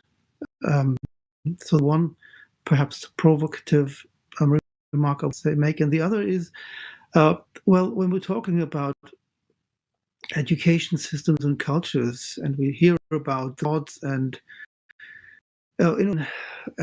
invention and inventiveness, well, we should talk about Prometheus, and we should talk about the relationship, or we should talk about the role of the Greek gods actually in the background of our modern world. It's very interesting that Schiller and Goethe and the Weimar classics were benefiting Renaissance understanding that there's an agreement between monotheism and the ancient Greek Olympic pantheon. But what I would rather aim at now in this short comment is to share with you what we are teaching these in China. I'm actually right now, during this semester, which is half over now, I'm teaching 2 classes about appreciation of Greek and Roman myths and mythology. And there's one thing that very frequently get first introduce the main narratives. First, of course, well, it is entirely new to these Chinese students. They have their own myths, their own mythology, their own gods that they learn about. But when they look at what we depict as the pantheon in the ancient context, they find surprising because there's no good role model there. They say, well, what's the point of having gods that don't behave well and how to do it properly? They ask, well, how can Zeus be so polygamous? And how can there be so much shifting of identities and realities, connectivities and all that? Well, of course, I try to explain as a philosopher how this makes a lot of sense. And I'm referring to Nietzsche's explanation about the tragedy and how this helps us to overcome a deep set for pessimism in that context. I think this meeting of ancient European and ancient Chinese tradition in the young classrooms now, this is a good opportunity to start interacting, really, and to giving up our claim that our narratives that are so much influenced by our deep-set prejudices, our not reflected prejudices about monotheism, about being right, about, well, the other, but not really being prepared to sometimes eat from the other. So we can overcome that. And I think we have very good reason, at least to appreciate and the good in looking for good role model. The world is getting increasingly complex, complicated, and for many people pointless. So let's make the best of the little good that we actually have, that we can show, try to explain how this can work across cultures and to mobilize cultures. I would like to make this a little bit optimistic note in this little comment of mine. Thank you. Thank you very much. That's interesting. Now, a couple of questions have come in for Denise Rainey, and also Zahir, you may have some thoughts on this as well. It's about American education today. Someone writes, many thanks on your honest first-person report on China's national commitment to the educational and cultural development of all of its students. You rightly hearken back to the 60s as the endpoint of a mission-oriented, educational, and culturally optimistic USA. As a career educator and administrator, can you contrast the effects of this leap backwards on our teachers, as also compared to teachers in China? And then someone else writes, can you describe your sense of American urban education today, strengths, weaknesses, etc.? Someone said there is no sound. There is, okay, then that's Okay, go ahead. Sorry about that. Yeah. All right. Well, in answer to the second question, I need a webinar devoted to just that very question. But in answer to the question about the impact on teachers, yes, from my observation and experience, American teachers are very discouraged now. What you heard from a teacher in California is probably universal in American urban districts. Pre-kindergarten students and kindergarten students are not coming in with basic foundations for literacy readiness. And so students do not have the most basic skills intact. So in first and second grade, while teachers should be teaching students to decode words and become fluent oral readers, and by third grade to become fluent comprehenders of what they read, instead they're teaching the alphabet and the sounds associated with the letters and very, very basic pre-literacy skills. By contrast, the foundational skills in China are taught so systematically that we're not seeing the gaps in Chinese students that we see in American students. The system in the United States for addressing remediation or to help students gain skills that they're behind in is very complex.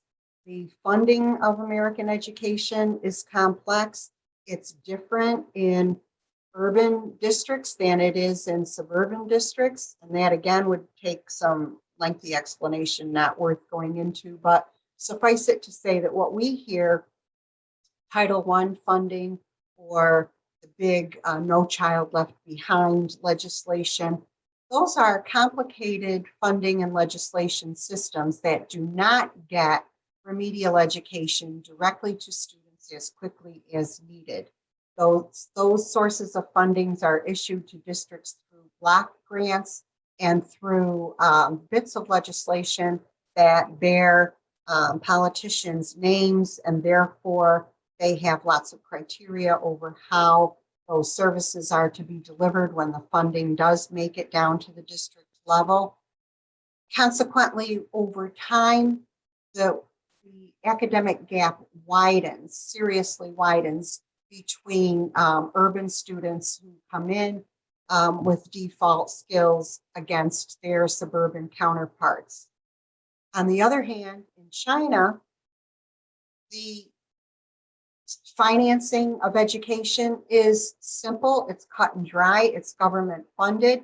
I saw many examples of very rural Chinese schools being given as much consideration in terms of materials and resources as their urban counterparts. So the emphasis on experiences, on literacy, on access to children's books, on access to curriculum is not as discrepant as it is in the US. You don't see that tremendous gap between urban offerings and rural offerings in China. In China, students have a very clear path to their curriculums.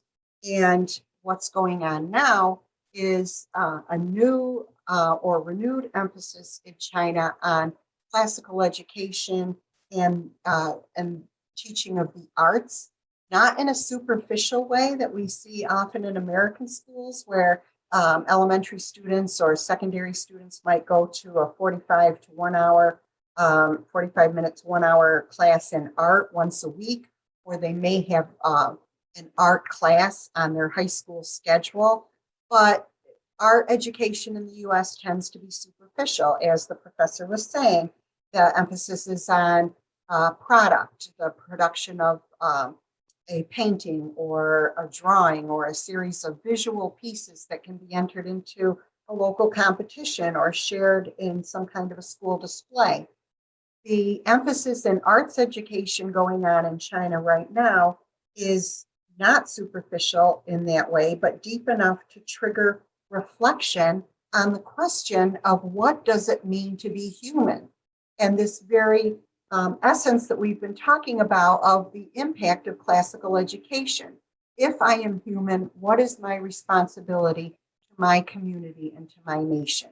And what does that look like for me as a citizen of China and as a global citizen?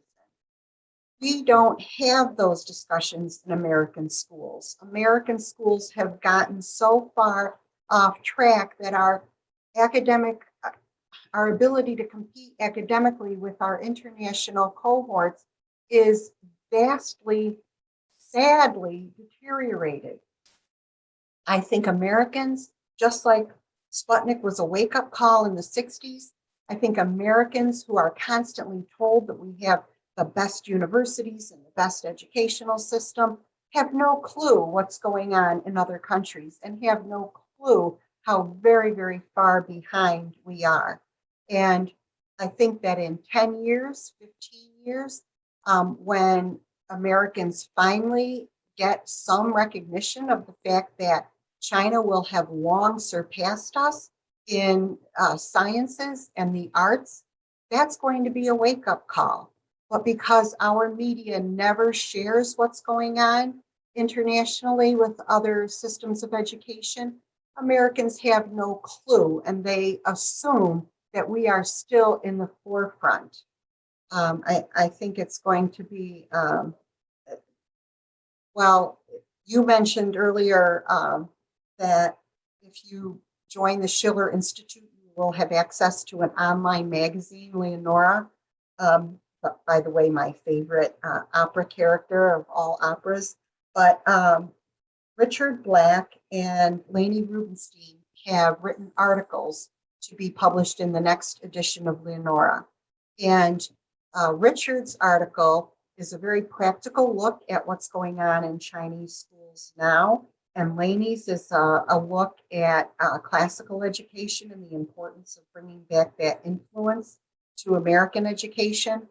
Both of those articles speak thoroughly and very well in terms of what's going on in other countries. Richard's is focused on Russian and Chinese educators taking steps to make sure that their students stay focused on what's important. Nothing like that is going on in American education right now. It needs to. But again, American educators and American citizens are ignorant to what's happening in China that's going to catapult them way ahead of us intellectually. Many Americans still think that the Chinese are stealing our technology and our science and desperately wanting to see what we do so they can copy it. China is so far ahead of that, again, most Americans have no clue. And when they are eventually made aware of that, it's going to be a real eye-opener. I hope it doesn't take that 10 years down the road for Americans to learn from others, as China has been willing to do, and to institute some significant, badly needed reforms in American schools. That's very clear. Professor Wahab, do you find a similar trend in American education? Yes, and I think one of the ways to judge and evaluate American education system is to sort of look at American society and life in America. As I said earlier, if you look at American society, our government, our politics, our highways, our bridges, our buildings, our court systems, our neighborhoods, the violence, the polarization, the incivility, the people not knowing their civic responsibility, the lack of ethics, the lack of corruption, the plutocracy, the demise of democracy. All of these are, I think, to me, indicative of a very inadequate education system. Even the best higher education institutions like, the Ivy League institutions and so forth. And I think there are reasons, and the difficulty starts in preschool. schools, the quality of school teachers, class sizes, a short school day, a short school week, a short school year, the lack of commitment by the government and by the parents, um, you know, the inequities, the inequalities, the inaccessibility, the lack of democracy, etc. All of these are sort of indices of a failing American education system, which translate directly to the failings of the American society. I mean, it seems like we're becoming, I hate to say this, but a third world country, a banana republic. And obviously, the Chinese education system, the European education system, all of these are much, much better than the American education system. And when you compare, for example, the National Education Assessment of Educational Progress, when they compare, the quality or the performance of school children, we are very low in that hierarchy. We show that American kids lack their basic skills, whether it's math, science, geography, history, foreign languages, knowledge. American students are lacking. When you look at character building or fostering creativity, innovation, problem solving, I'm afraid the American education system is declining, and with it, the decline shows in American society. And soon, I think we're all going to be very sorry for this. Thank you. Oh, Ola, would you like to say something? Yes, just a very short remark. I'm very sad to say that in spite of being able to know much better from monitoring what's going on in the United States, Germany is faring just exactly along these coordinates over the last years. I won't get into any details here, but I can say that all the things that have just been described right now are absolutely happening in Germany as well. Plus, I would like to emphasize the problem of lack of understanding of authority. Germans seem to have a very deep problem with reasonable authority that has some historical reasons, but it also totally undermines any consensus about pedagogy, about asking all these vital questions, not in terms of nationalism or in terms of chauvinism or any of that, although such attempts would always be associated with such no-goes in the public realm. But anyway, there's a huge timidity among the people who know better, who know that guidance is needed, that responsibility is a matter of character, and that this also requires maturity, and all these things that have ultimately led to a situation where we are getting bossed around for very legitimate reasons by young people who are just noisy and premature, but who put their fingers into our mistakes, asking, where is your leadership? What kind of world are you leaving us with?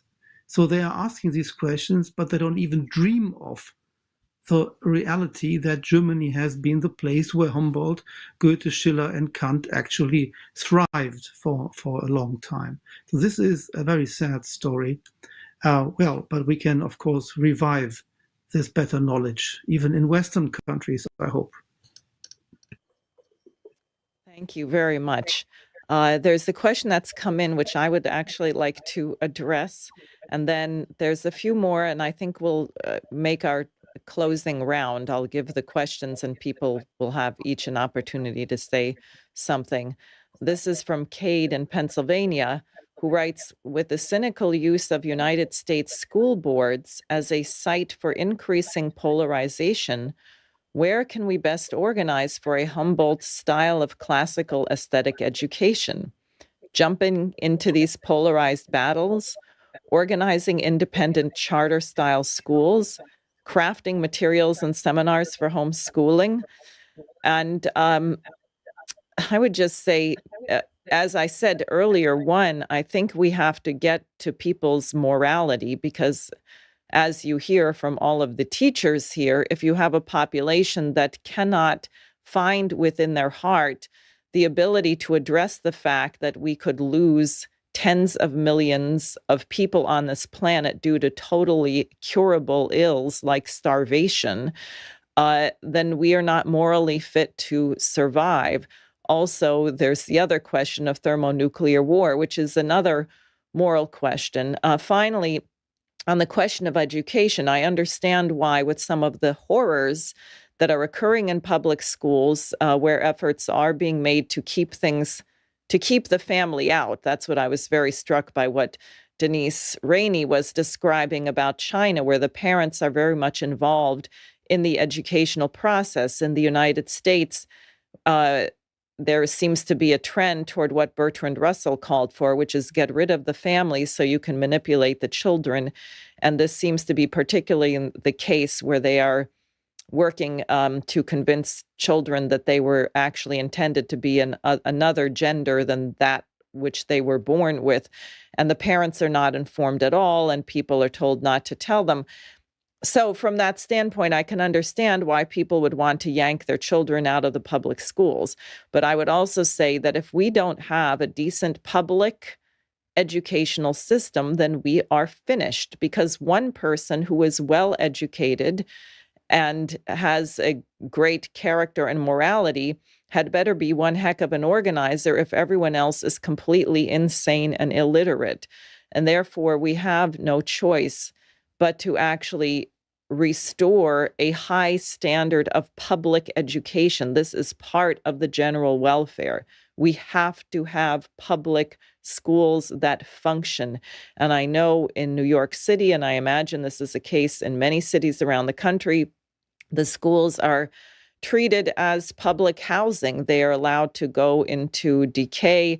The buildings have all kinds of problems. And then you have, of course, the ongoing assault on what's being taught there. But I don't think there is a solution in the private realm in that way if we don't return to a standard of public education, universal education, but probably not through the NEA, I just have to say. So that's my comment. Now, there's a couple more questions, and perhaps people make also their closing remarks. And before I read them, I'd just like to make a couple more announce again. Denise, thank you for talking about joining the Schiller Institute and getting Leonora. People should join the Schiller Institute and get that publication.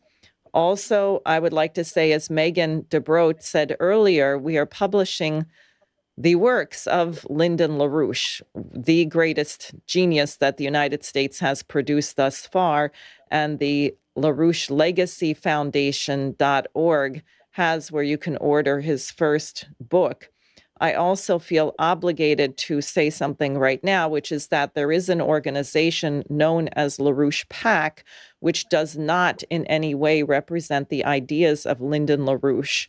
And there is a statement from Helga Zepp-LaRouche to that effect at the LaRoucheOrganization.com and on the Schiller Institute. And if you have any question about why LaRouche PAC does not represent LaRouche, you should refer yourself to those statements. Also, I think it should be obvious from the content that has been presented here thus far. So the questions now that I have not yet gotten to include one from someone in Argentina saying that Jacques has described the manipulation exercised by the intellectually malformed media. Shouldn't we be promoting a Belt and Road initiative for communications? Obviously, it's not enough to be right if nations can be poisoned with lies, including from the entertainment industry. And there's another related question on the censorship from Joe in Texas, who said, I've been told that YouTube tried to ban this beautiful program. By the way, they've since admitted they were completely wrong. Oh, hold on, I'm getting a note. But at any rate, So the question is that what Mr. Cheminade presented in his remarks, could we not call for the shutdown of the internet sponsors of the Squid Game? Could we not have some kind of standards for what is allowed on the social media? I think there used to be standards, but they seem to be thrown out the window. Now the standard is the more gory, violent, and disgusting it is, the more that it's going to be shown. So these are two final questions that have come in. I've also been asked to announce that the full Robert Beltran's comments and statement were edited for time reasons, but the full 9 minutes will be available on the Schiller Institute website following this. So given these things, maybe this will be your final chance to say something on this program. We will go to Jacques Cheminade first. Well, it's a change in the whole society that is needed. It's not only Squid Games or this or that. It's a change of our way of thinking. I think that from that standpoint, we should address the question of the wake-up call. The wake-up call should be also about our very process of decision-making in the West. In China, you have a problem. It comes from the period of the single child. So if it's a male child, the male child was overprotected by the family. It could have become, in many cases, capricious, yelling, screaming. But there is something else. It's overcome by a sharing of values transmitted both, as it was said before, as a one, by the families and the professors and all the people in schools. So that's a one, and that's a form of society and thinking. This creates a situation where when there is a meeting in China, some people may have this still habit to scream, but all are concerned about how to make better. And in that sense, because they have a reference to a higher principle, they don't consider the little case as such. They are able to consider what went wrong with them, to investigate about their misdoings. And it creates a process of decision which is honest. We spoke about honesty. There is honesty. While in the West, nobody wants to recognize her or his mistakes generally.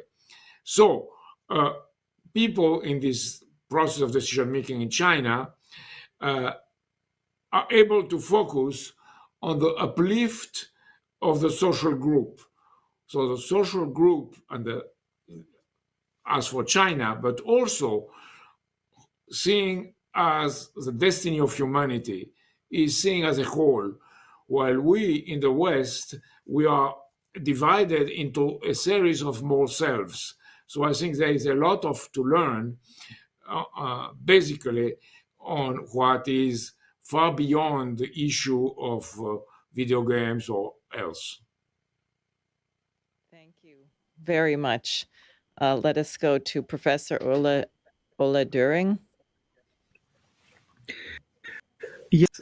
Well, there's so much to be said. First, about China, I'm a little bit nervous if we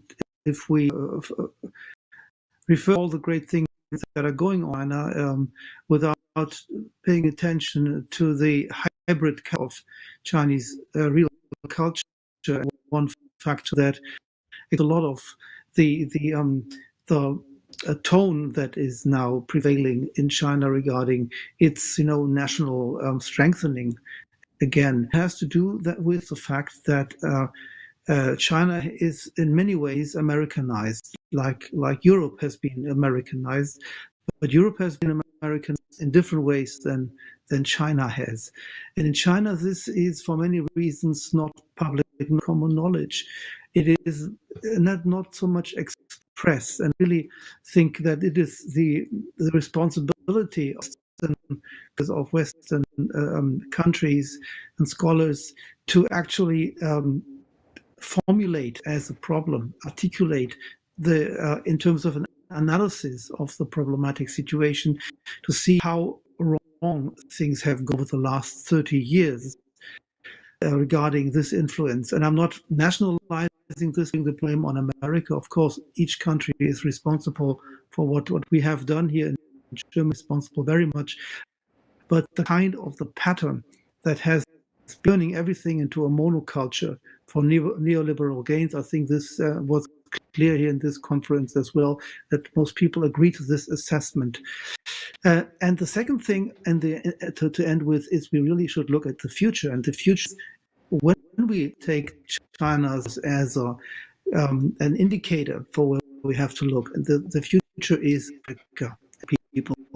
We really have to find a way in terms of patronizing, but in terms of really creating a situation of equity and equality, also in our finding a proper way of learning from our experiences, good and bad, and offering perspectives for collaboration. So, because I think the future really lies in the question, what's going to happen with all the young people in Africa who want a future and who will have a future, with or without being friends with us.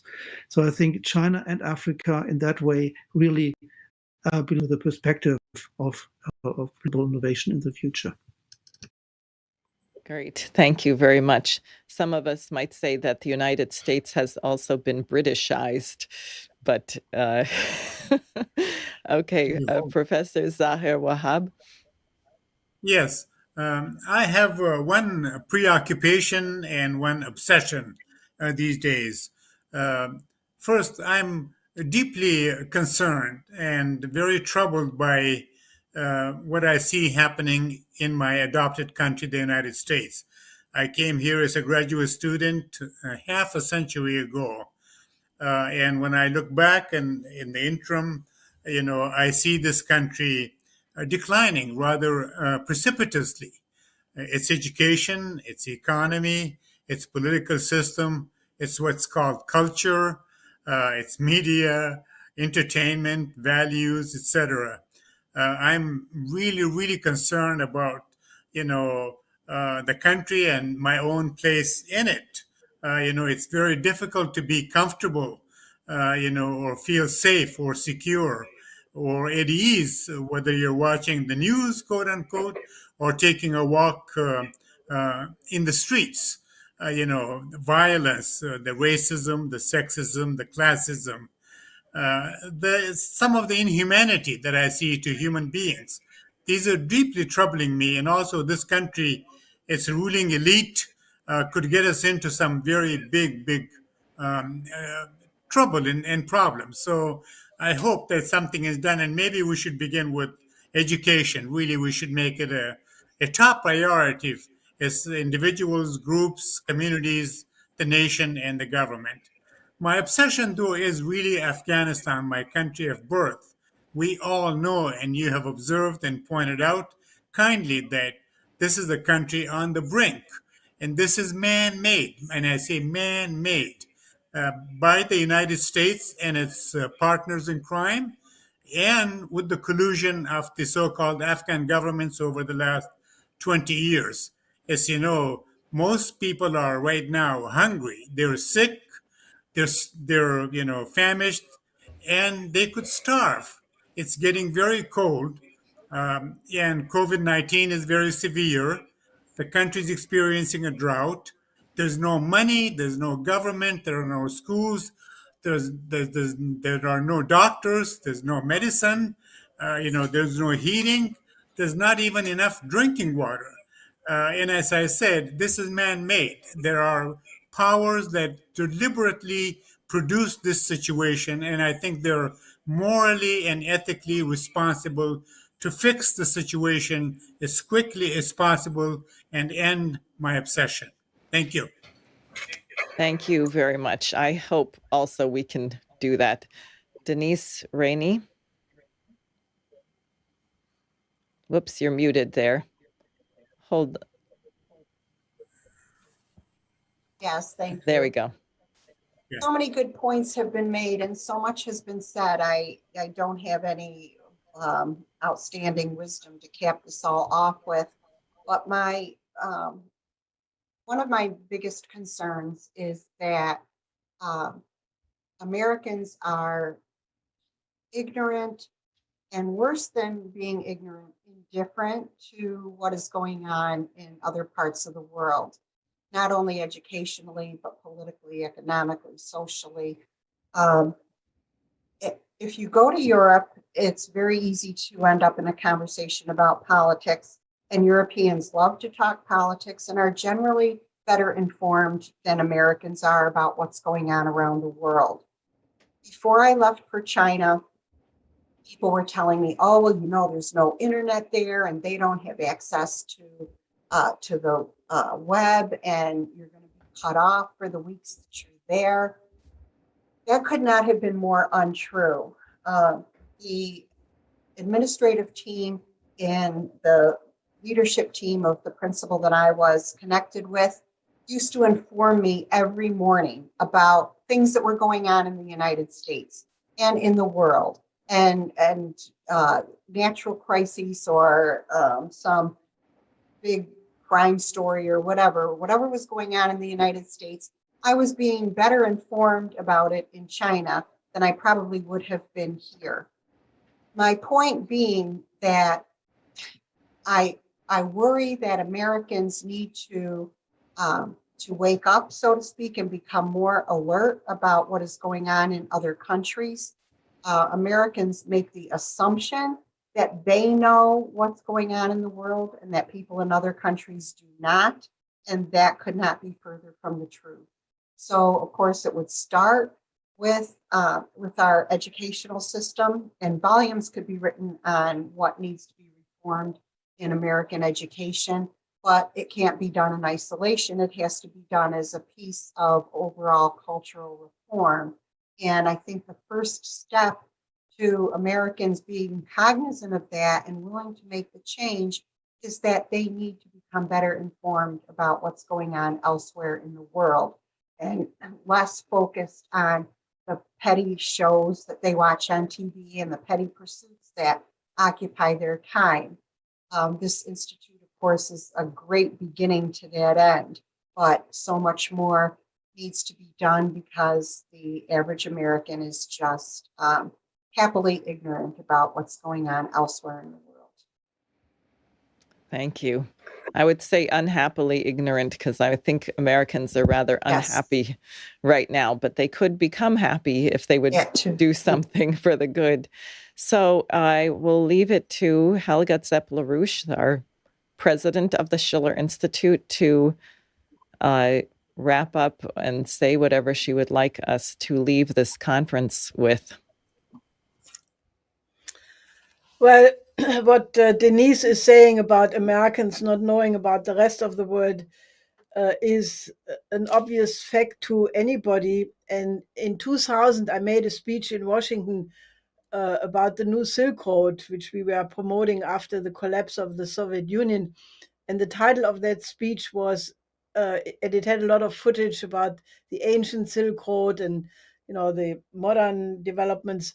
The title of that speech was Why Americans Should Go There, actually proposing that more Americans should travel to China, because also with the Europeans, you know, given the massive anti-China campaign, which started really, you know, in earnest 2017, it accelerated.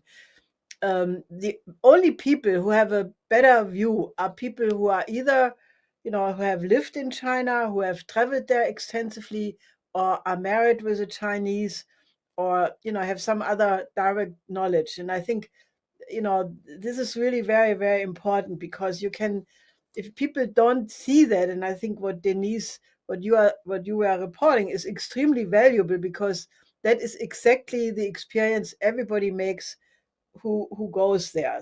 Now, I understand that not everybody can now make travel plans and go to China, but if people can, they should.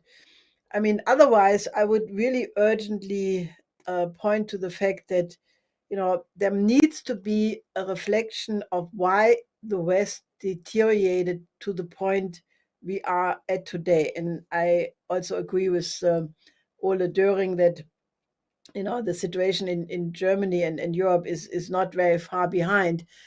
I want to point to the fact that my late husband, Lyndon LaRouche, has written a lot of articles. Jacques was mentioning one of them. I mentioned another one yesterday, where he already in the 60s uniquely recognized the paradigm shift which was going on then, where the optimism of the Kennedy period, and when Kennedy's death was 50 years, we had this beautiful requiem concert in Boston in the cathedral, and we played a couple of the speech excerpts from Kennedy, and people can go to the website and listen to that.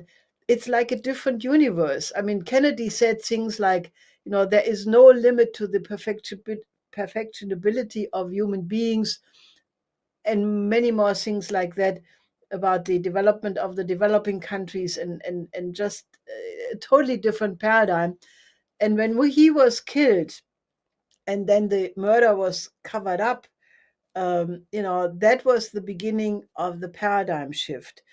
And then you had the sex, drug, rock counterculture, which my husband uniquely recognized as that which would in the medium term destroy the cognitive potential of the population. And he warned again and again to reverse it. So I would encourage people to study how came that Lyndon LaRouche was able to identify that with an absolute scientific precision. And what we see today in terms of all the elements which Professor Wahab correctly describes, is the end result of a degeneration process of the neoliberal paradigm, which has taken the form everything is allowed, everything goes. And this is one of the reasons why the West was absolutely incapable of dealing with the COVID pandemic. I mean, in Germany, you have right now a complete explosion of the fourth wave. You have in some European countries numbers going through this 1,000 mark, which is really alarming. The United States also has not been able, despite the vaccines, to really get it under control. And this is because people do put this extreme, exaggerated individualism above the common good.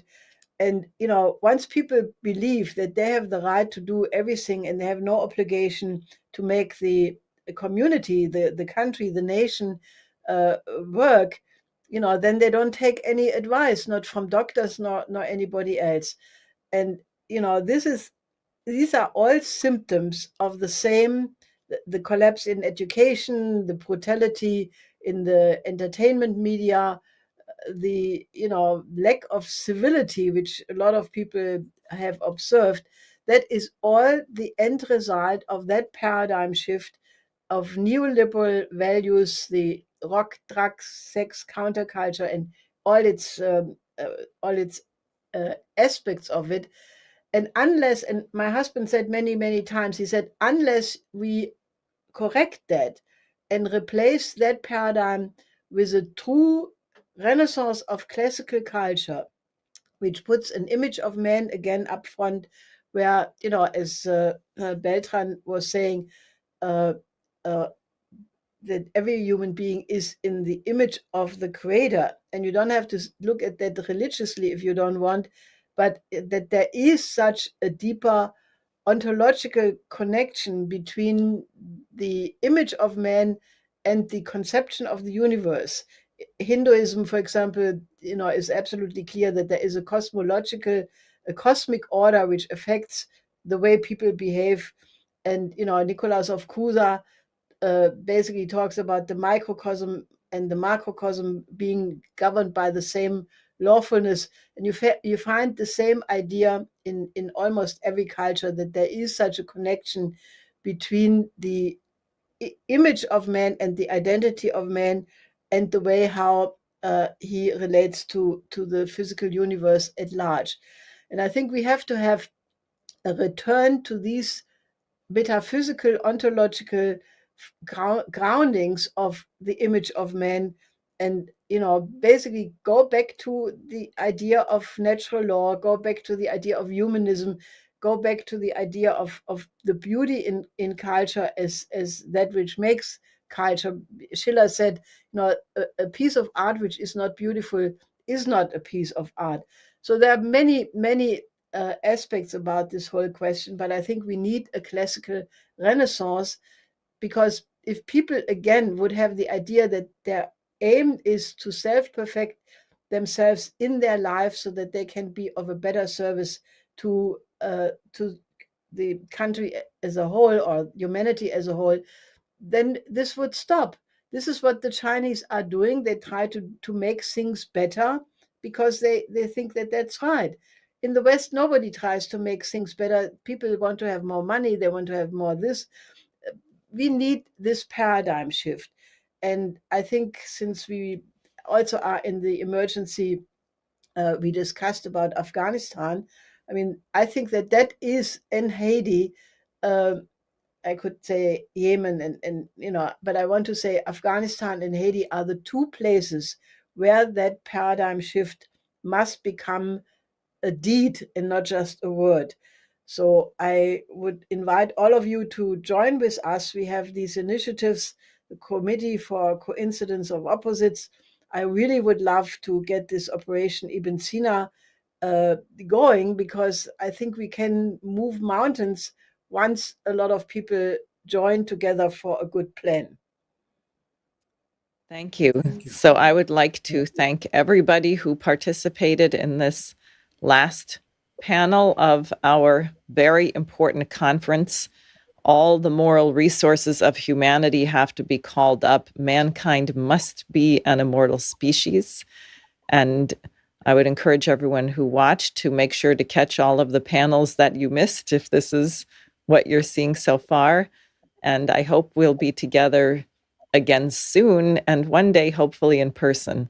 So thank you very much. And thank you, Helga Zepp-LaRouche, for your work. And thank you, Linda. Thank you very much. Thank you all. Thank you.